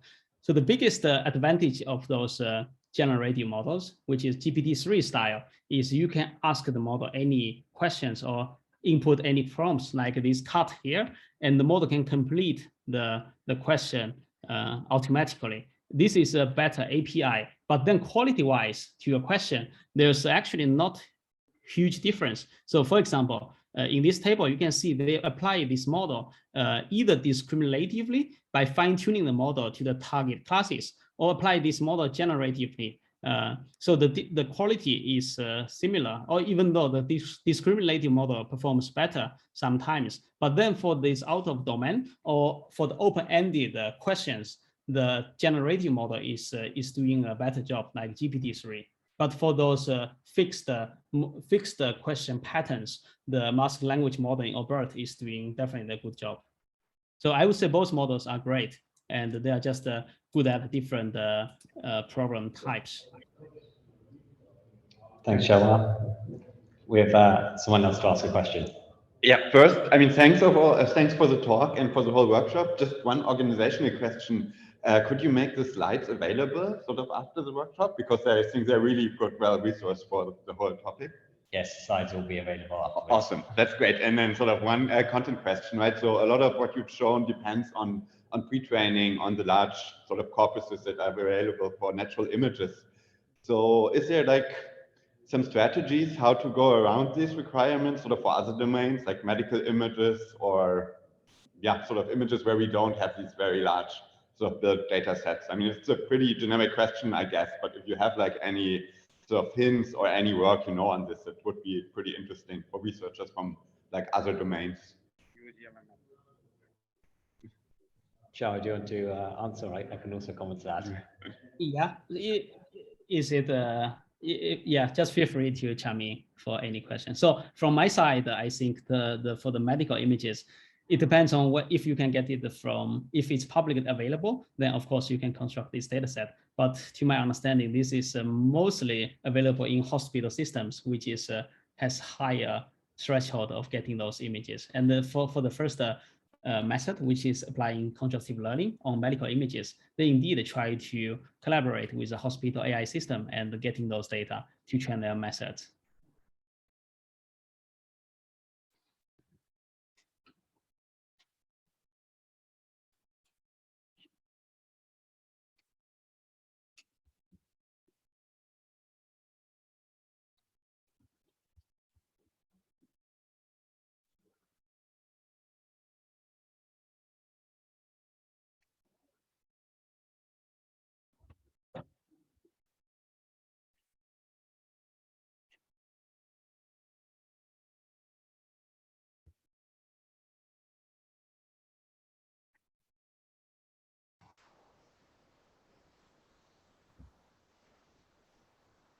So did you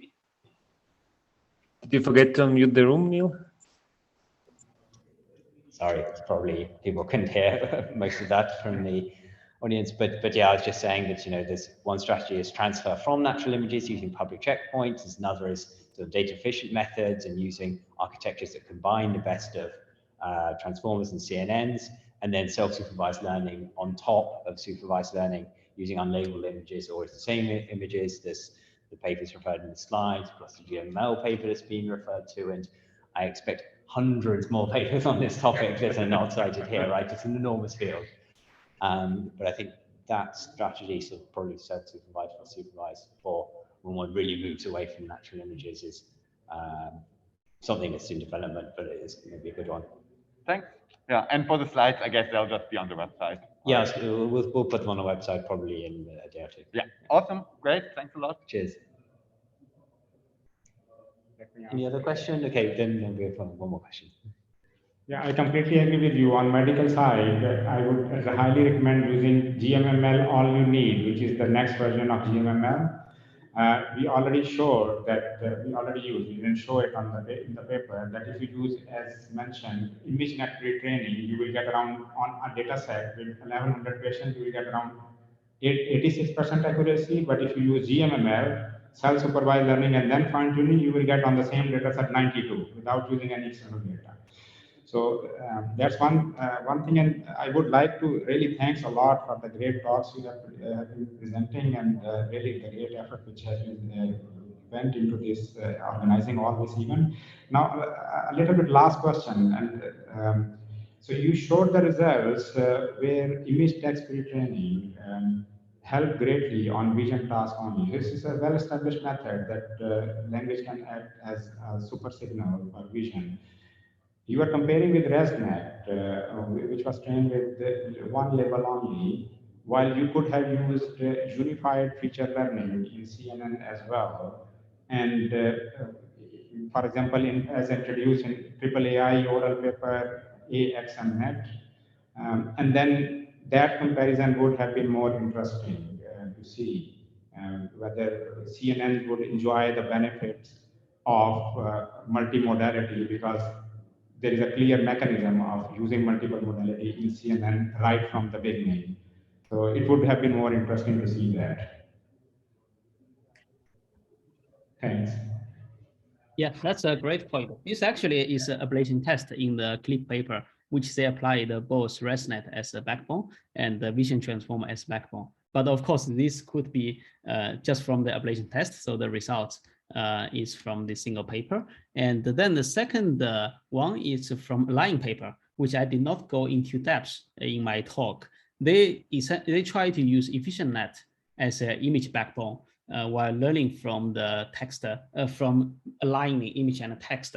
And Align actually achieves comparable results with CLIP on the zero-shot classification, zero-shot retrieval benchmarks. So that means, indeed, this gap can also be closed by convolutional neural networks. It's just a question of which one is easier for scaling and which one is more flexible for adopting the future extensions, like adopting a decoder head on top or adopting video and audio modalities.